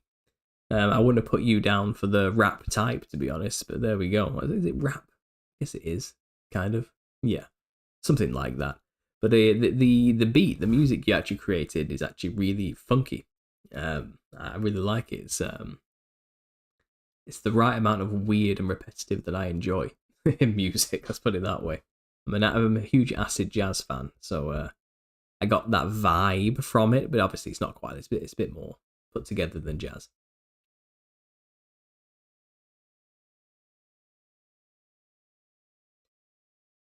As far as spiritual warfare, summer solstice is coming up, and Christians need to pray against spiritual portals being opened. That's true. Yeah, there's always summer holiday for these guys. Actually, I find they're always on holiday for a little bit. Then it's September, everything kicks off again. I think summer to these guys is kind of like I said, it's everybody's holiday because the sun's out. You know, why not take a break and go enjoy it? But for the controllers, I think they also like to take some time off as well. Maybe because it's when a lot of the weird rituals are happening. Oh, and when does the Bohemian Grove visit happen again? Is it in summer? Is it in July? I think it is, isn't it? It's one of those. But as soon as September comes around, it's back to work. As far as the occult is concerned. Yeah. September 7th, is it? There we go.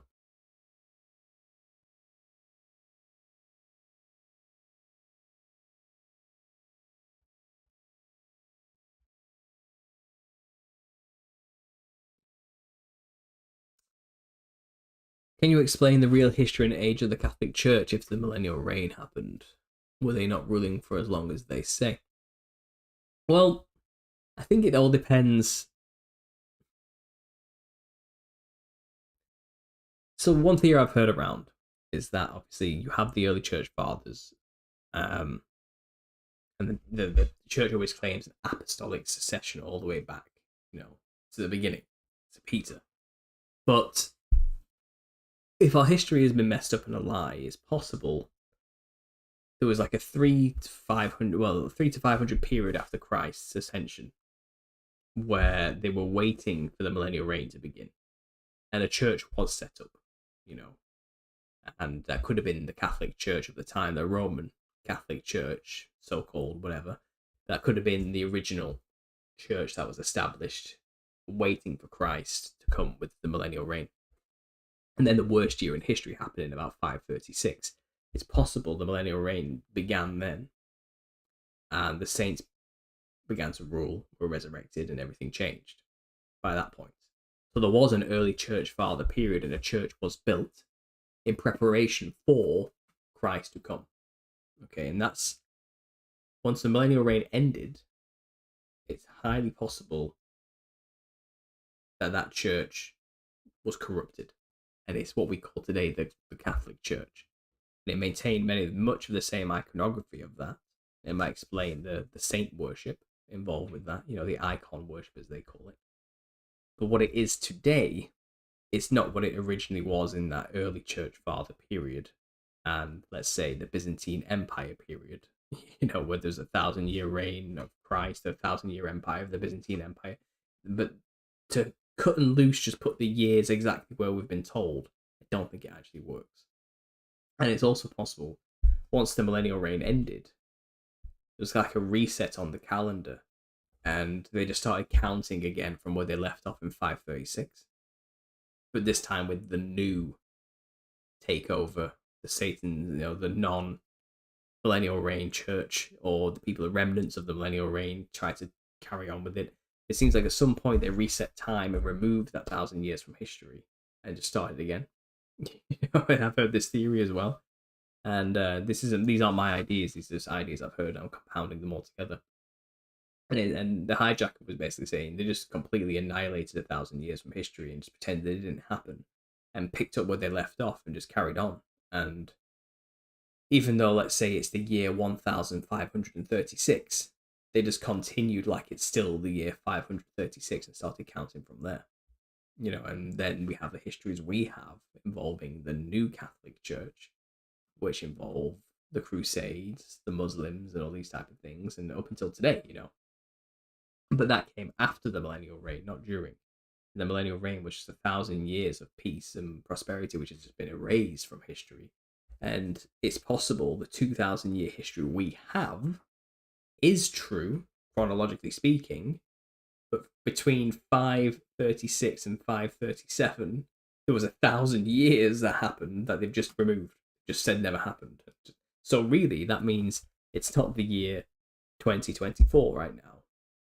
It's actually the year 3024.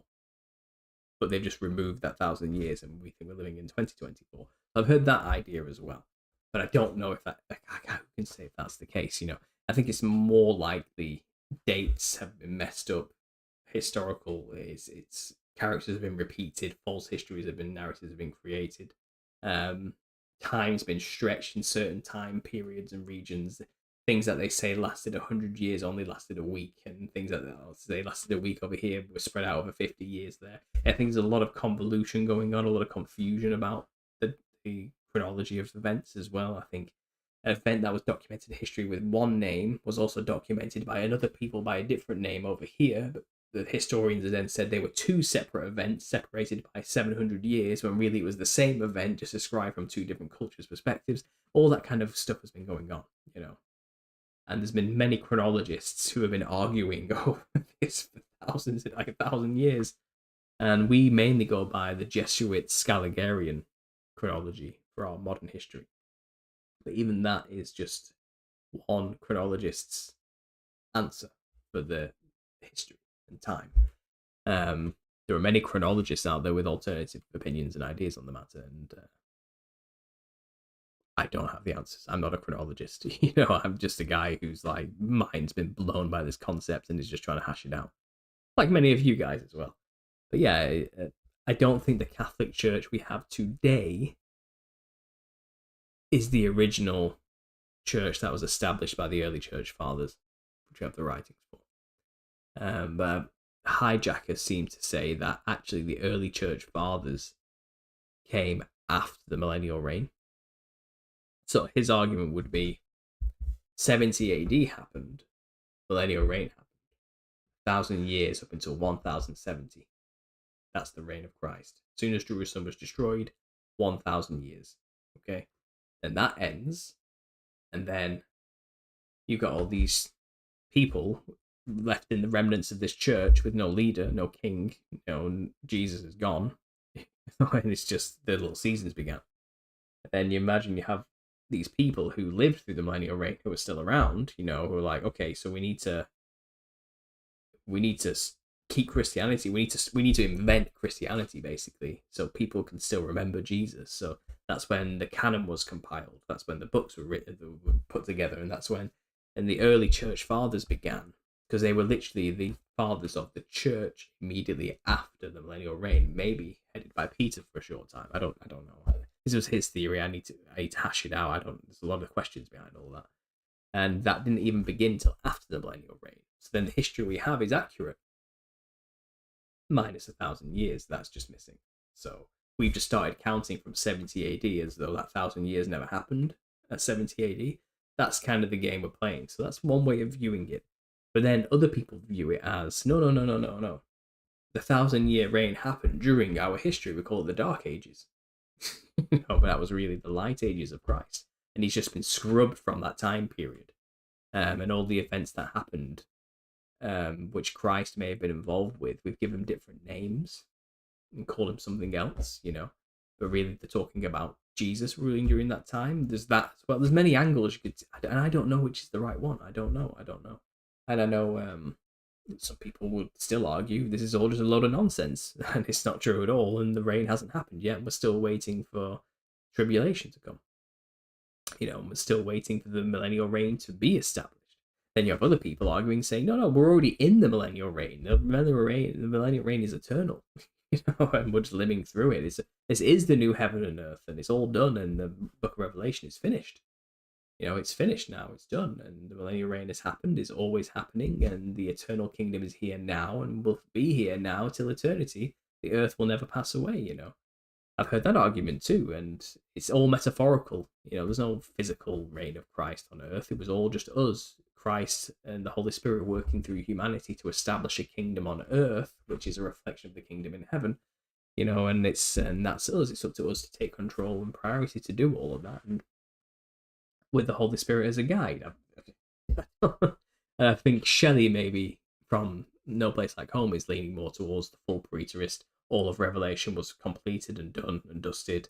The book is over, and we're now living in the new heaven and earth, and this is it. I've heard that idea, and it's as good or as bad as we make it.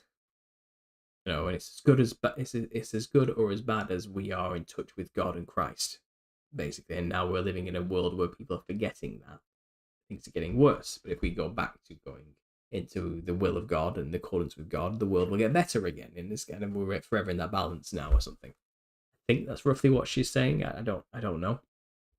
But this is the thing about this. I mean, when it comes to this topic, there's so many lies and deceptions all over the place that we're all kind of free to make our opinion on this, right? Because we could all be wrong. Someone's got to be wrong. Let's put it that way. You can't all be right either, But it's so convoluted and difficult in our time of deception to figure these things out. We've been so lied to that I'm willing to forgive Shelley if she wants to go full preterist and see that this is a new heaven and earth and has her reasons for that, which I've listened to, and so be it. Maybe that is the case. Maybe she's right. And I think there is something to be said for defeatism, because we do have this tendency. So before the millennial reign theory came along, everyone was in futurist mindset, where tribulation is about to come upon us. And a lot of people are like, well, I'm going to get raptured, so I don't have to worry about anything. This world can go to hell in a handbasket for all I care and get judged. Jesus is going to take me out of it before anything bad happens. So a lot of people have the attitude of, why should I even bother trying to make the world a better place? It doesn't matter. This place is going to get judged and burned. It's wicked. Forget about it. So it's defeatist. Why fight back against the bad people if Jesus is just going to come back and solve all our problems anyway? You know what I mean? There's that kind of thing. And that was never a good way of viewing the world. Never a good way of viewing the world. And I think a lot of people have gone down the little season route, the partial preterist route, or the millennial kingdom, whatever you want to call this thing we're doing now, talking about. I think a lot of people have tried to slip it back into the same mindset. Well, if this is the little season, what's the point? Everything's just going to get worse and worse and worse, and there's nothing we can do about it until that war happens, and then there's just judgment. So let's just do nothing. Let's just let it go to hell in a handbasket and let it go worse. What can we do? It's written. It's just a little season, so whatever. I don't think that's a good way of living life either. I think that's what God wants us to do. And people have always argued, well, how long's a little season? I'm like, well, how long's a piece of string? It's as long as we want it to be. It's as long as we let it be, And we can always push back, We can always make this world great. We can always make it more in the image of God and how he intended. We don't have to go along with the adversary and his plans for us. We don't have to listen to the devil, to Satan. We don't have to go along with the agendas of the people who control us. We can exercise our free will. And, if Satan can't gather that army because no one's buying it, then his little season's going to keep going, isn't it? His time he has to try and do this. There is that too. So I've never been a defeatist person and say, well, just give up and don't bother living your life. Don't start a family. Don't do anything. Just sit there and wait till the end. Well, that's the terrible way of viewing the world and being in the world. It's not what God had in mind for us, No matter when you live, everyone has always been going through the tribulation, as far as I'm concerned. Everybody has been suffering. Everybody has their own trials that they have to go through.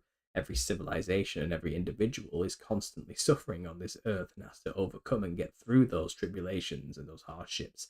And the only way to do that is by having faith and optimism and God on your side and belief, And you find that if you just have a little bit of faith and apply it and believe, things do tend to get better, and yeah, like I said, I was listening to Matthew again today, and it was reminding me of his talk, where he's like, he really loved to say the phrase, ye of little faith. It's funny, it made me laugh. I never noticed it, like, the first 10 times I listened to the gospel, but he really liked saying to people like, oh, you of little faith, you wicked and adulterous generation, always have to resign.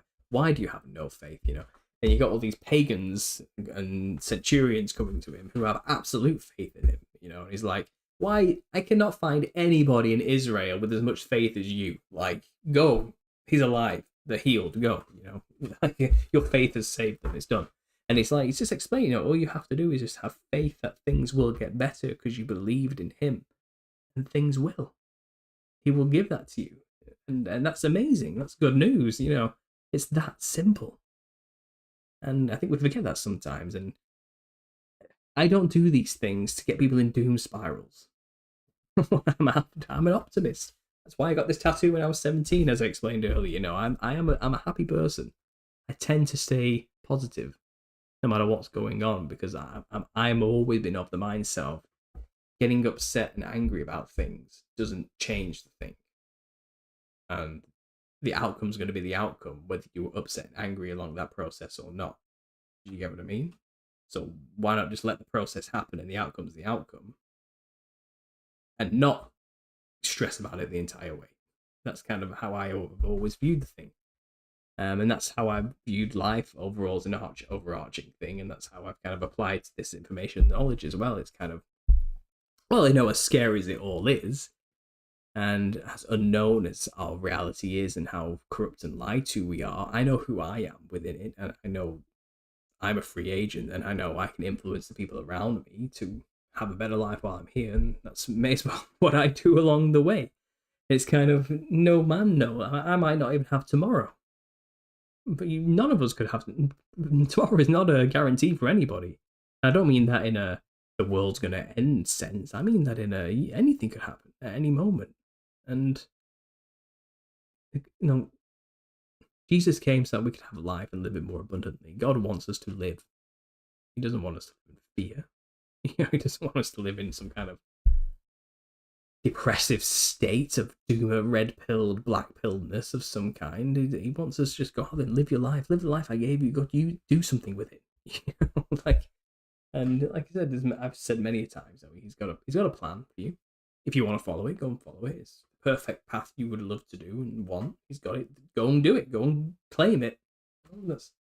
He knew you before you were born. He knew you before you were conceived. And he knows exactly what you want and what would make you happy in life. And he's got that life just waiting there for you if you want to go and take it. Or you can go your own way. And he'll be there waiting with loving arms for the prodigal son's return when you realise your own way ain't all that, you know. Yeah, you'll see these. I'm not in it for the doom and gloom, is what I'm trying to say, I guess. So I think there's something to be said for Shelley's new worldview that, you know, the little seasonists can seem to be going down the same route as the futurists and getting very pessimistic about the validity of even doing anything. What's the point? You know, the plan's the plan. It's all going to happen whether I do anything about it or not. It's like, yeah, well, it doesn't mean you can't have a good life until the plan comes to fruition. It doesn't mean you can't still love your neighbor, love your family, honor your mother and father. It doesn't mean you can't live life and have it more abundantly in that time, you know, and don't worry about tomorrow. I don't pay attention to all that stuff, and it's kind of, things only get worse because we allow them as well. So we should be pushing back against evil wherever it stands. We should be exposing evil. We should be saying no when things are pushed on us that we know are bad. You know, we should be that beacon of light in the darkness, I guess, the candle in the darkness. We should be that. You know, we should try our best to track those who are stumbling in the dark. Like, and I suppose we have the blessed hope, don't we? That's kind of what everyone wants in a way. They want that peace, that calm, in a world that is just full of pain and misery and uncertainty. Whether you're a conspiracy theorist or not, whether you're just a normie who got a 9-to-5 job, life is still pretty uncertain and scary and painful. Whether you know all these things or not about just how far that could go, it doesn't matter. Everyone's going through it. Knowledge doesn't change that. Because everything is constantly decaying in this world. Everything's going. You saw the episode I did about parasites with Alpha Talks. Terrifying stuff. You know what I mean? Yeah, everything's awful most of the time, sure. But it's our job to maintain things so they don't fall apart. So things aren't awful 100% of the time, but only 95% of the time. That's probably the best we can do, you know. And the pursuit of life isn't happiness. You know, a lot of people are chasing happiness, aren't they? That's a lot of the secular promises of happiness is the pursuit of life. It's like, no, happiness is fleeting and you're lucky if you get it. It's rare, really. And when you do get it, hold on to it and cherish it, sure. But it's temporary and it's not something you should be chasing. You should be chasing responsibility. You should be chasing things that can give you more chances of happiness. You know, so you should be preparing for the future. You should always be preparing for the flood. You know, and I'm getting all Jordan Peterson on everyone now. You know, of everything he has said, that one was pretty relevant, metaphorically speaking. The flood is always coming. You should be building a boat. You know, that's true. That is true. And I don't mean that in like quite literally a flood's coming, build a boat, or a war's coming, get your guns, or anything like that. I mean, your car could break down at any moment. Make sure you have money aside to fix that. You know, at any moment, any appliance could just stop working, which will hinder your entire life in a big way. Always have something ready or a fail-safe in place to prepare for that. You could lose your job at any moment, you know. Anything could happen, any time, which gets you suddenly embroiled in some kind of disciplinary action, and then that's it, gone. Your industry could just disappear in a second. Did you prepare for that flood? Did you build a boat? No, probably not. Most people don't. Most people are living paycheck to paycheck. You know? And I get that. But you need to do something. We should always be prepared. You know, and to get those preparations in place usually involves sacrificing happiness, immediate gain, immediate pleasure, things like that. Because happiness has never been the pursuit. You know, making it so there's less suffering in the world should be the pursuit. And less suffering comes with solid preparation. It's not always money. I know money's the main example, but it's not always through money. If you know, for example, I'm trying to think of an example here, but if you know something's going to upset somebody in the near future, do everything you can to mitigate the impact when it comes by preparing the way for that thing that's inevitably going to happen, which you know is going to destroy somebody else or upset. Warn them, build infrastructure in place so when the thing happens, it's cushioned, the impact's cushioned, and they can get on their feet quicker and move on. There's things you can do, and we should always be working. It's teamwork, isn't it? And that's with your partner, your wife, your children, your parents, whatever it is.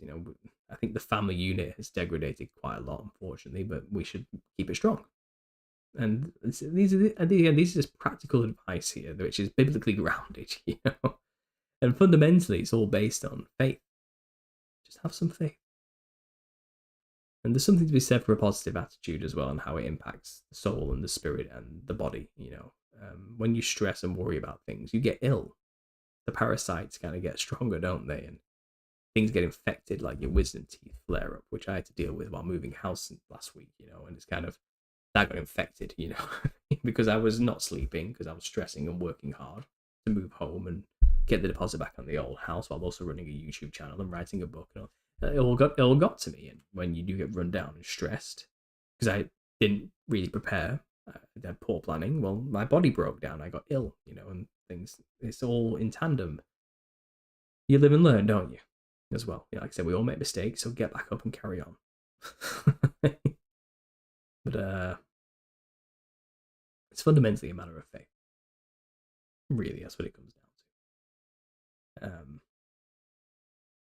It tends to make things better if you have it, and that is hard. It's hard for a lot of people. I get it.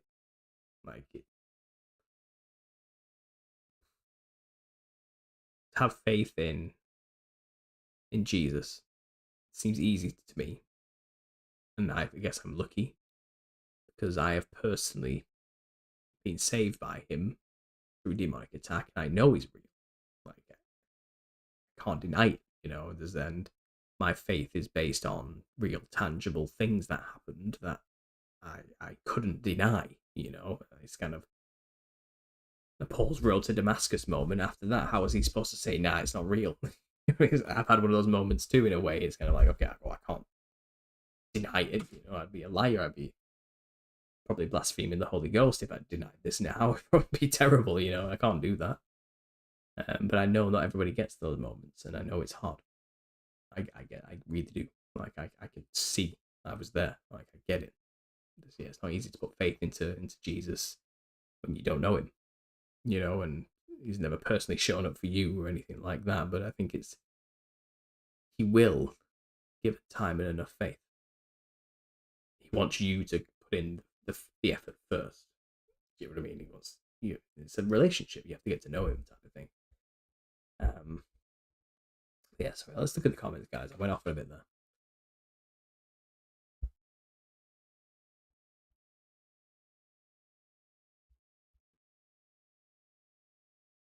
By the way, guys, for as much as I preach, if that's what you want to call that, for as much of a sermon I give, it was that I don't know if you want to take that as anything. I don't think I'm very good at it, to be honest.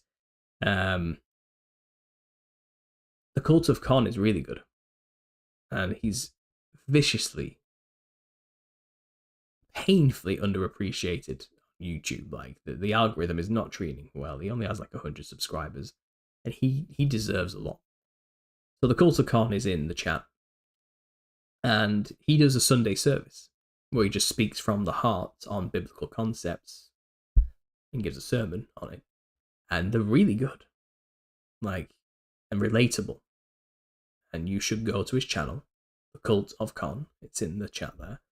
Just listen to some of his Sunday services. Honestly, they're really good. And they captivate you, and it's nice just to hear the word being spoken by somebody who's just a real person, who's actually having real life experiences and learning from them and sharing what they've learned.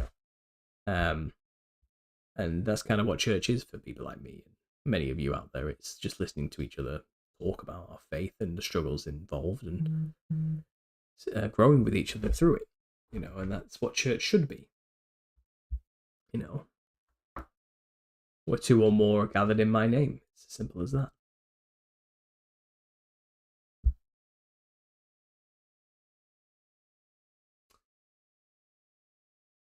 This makes a lot of sense that many lies over such a long period of time are bound to confuse even the most committed liars. Goal is confusion, and that's been achieved, yeah.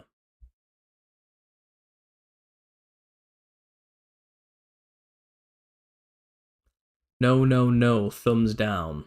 So much confusion that to land completely on one side is risky in my opinion. Yeah, GBV7, I get that. Yeah, you got to be careful.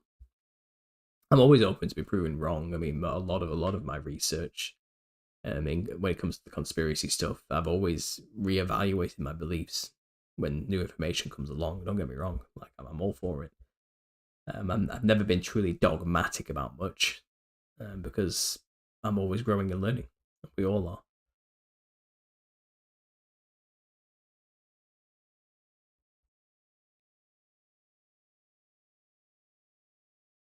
What the heck? I just wanted to send a heart and YouTube gives me pride icons. Is that right? I didn't realise that. Honestly, we should just go and all live like the Amish, yeah.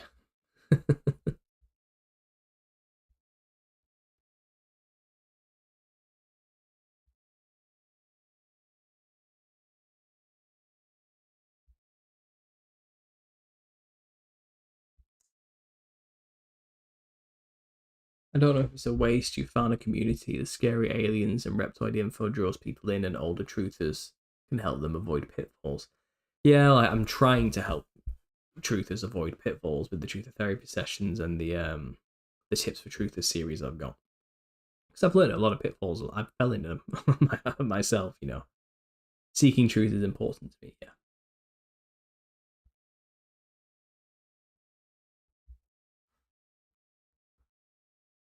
You've built the knowledge base and awareness. If a snake would like to tempt a faithful via doubts, you've already walked the lonely path back to Jesus.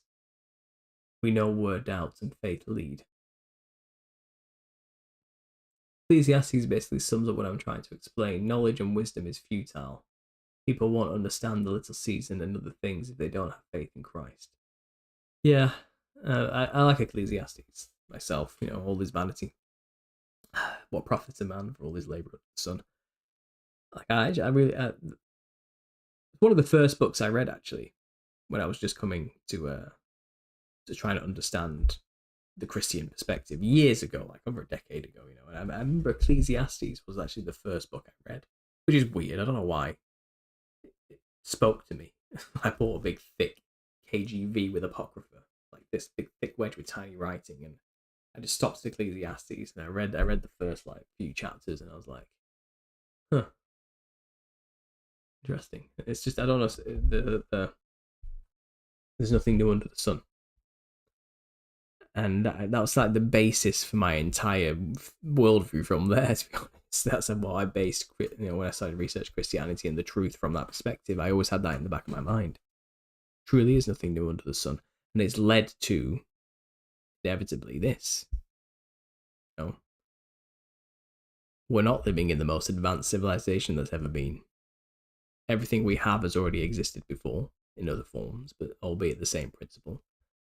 There seems to be some kind of cycle going on for humanity, and biblically speaking, that's the flood. The Tower of Babel was a reset of sorts as well. And there seems to be this millennial kingdom reset. The tribulation was a reset. Then there was a millennial reign, and then there was a mud flood reset of some kind after the millennial reign, which led us into this little season where we're in kind of an amalgam of a lot of these seasons all put together. But everything that fundamentally has happened already has already happened, and humans don't live long enough to learn from their mistakes. And that's profound wisdom. Like, we don't live long enough for anything we do to truly make an impact on this earth and actually matter in the long run. To keep your eyes on this world is like trying to hold on to sand or water, just run through your fingers. And any legacy you think you're going to create will turn to dust. It will be forgotten. will be forgotten, and any lessons we learn collectively will be also be forgotten, and the same mistakes will be made over and over again. Which is why it's kind of futile to try and build up treasures on the earth in that respect, because it doesn't matter what you build, it'll crumble. Entropy. It's basically talking about entropy, isn't it? Like everything is a constant state of decay, and that's for somebody who was of an atheistic-ish mindset prior to it. Ecclesiastes spoke to me on a level where it's kind of like, oh, these are deep, profound principles about the nature of reality right here in this book that I didn't realize something like the Bible could tell me, and yeah, Ecclesiastes always stuck with me. I like that one. I've always liked that one.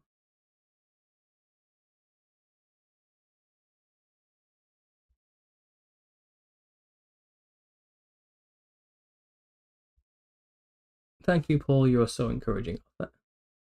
Thanks, Angel Soul and me. Where's the link? Oh, to Cult of Cons channel. I'll get it up. I'll get it up now for you guys. Give me a minute.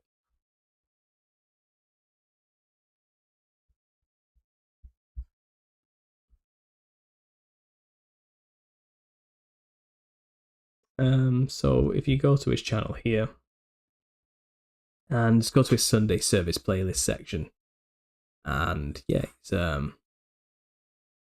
he's a man with a lot of zeal for Jesus, which is great. He's a young man, so his communication style is very relatable to a younger audience, should we say. He's learning, and he's growing, and he's sharing that journey, but he has a solid foundation in his faith in Jesus, which is great. And he's a truther from the sounds of it too. So I really like his work. And we should go check out the Cult of Con. The links in the description there if you haven't already. Go and tell him I sent you. Go and subscribe.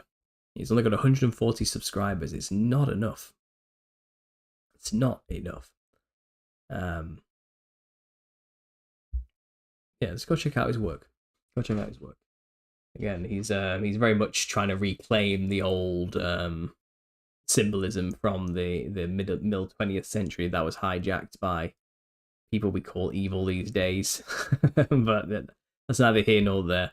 Don't let that impact your opinion of him before you actually listen to what he has to say, because he's actually got he's a great voice.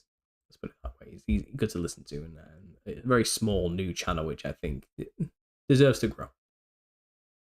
Calls himself a Christ supremacist, which I think is quite funny. And he's just released a really great song actually called Exceder, which slapped way more than I thought it was going to. I'm not gonna lie, it was actually really good. Yeah, I recommend it.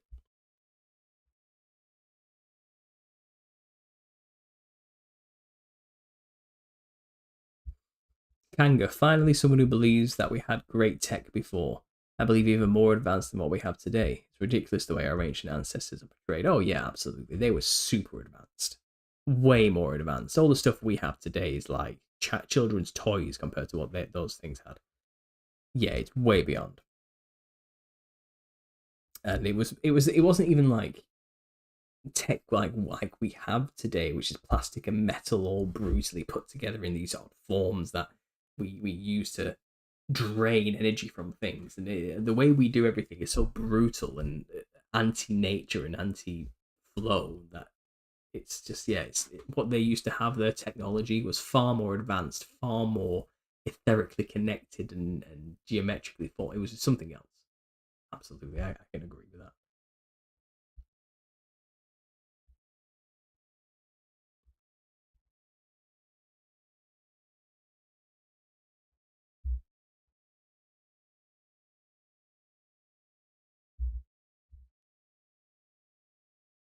Have you done a video on Alice in Wonderland and the Cheshire Cat? Says this shit is real. Yes, one of my old episodes, I did one about the Mad Hatter, but the Nephilim look like clowns. Go and check that out. Check that one out. I'm not sure what episode it was, but the thumbnail is the Mad Hatter, so you'll be able to see it. They don't build them like they used to, John D. That's correct.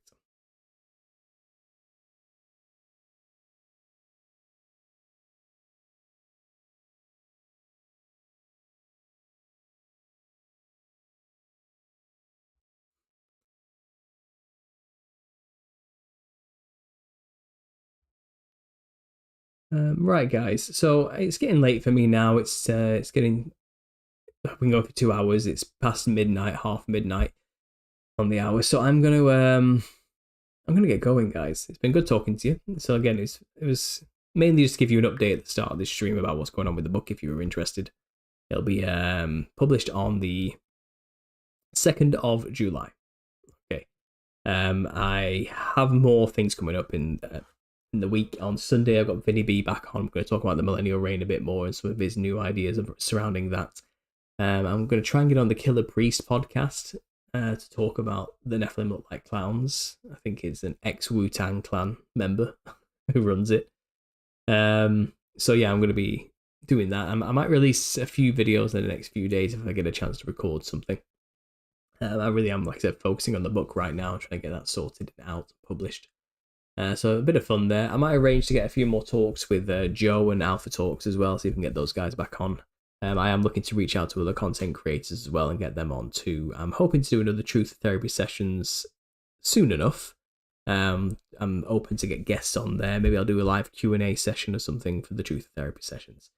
But I'll have more videos out for you soon eventually. Maybe more topical, what's going on in the news videos as well. I'll start releasing some of them too. I'm only really just settling into this new house and getting into the swing of things. So be patient with me as I obviously get the book published. Once the book's published as well, I'll be jumping back onto the podcast circuit to talk about the book. So I'll be streaming all those talks as well, which would be good fun to listen to. Obviously, if you guys are part of the community, come into the chat, get to know each other, talk with each other. Should be good fun. So I'm going to get going, guys. If you like what I do, please consider donating to Patreon. $5 a month gets you access to everything. That's the minimum threshold. And there's loads of extra videos and content on there for you guys to check out if you haven't already. Like I said, the book will be published on the 2nd, so look forward to that. I'll be back soon with more videos, and as always, God bless.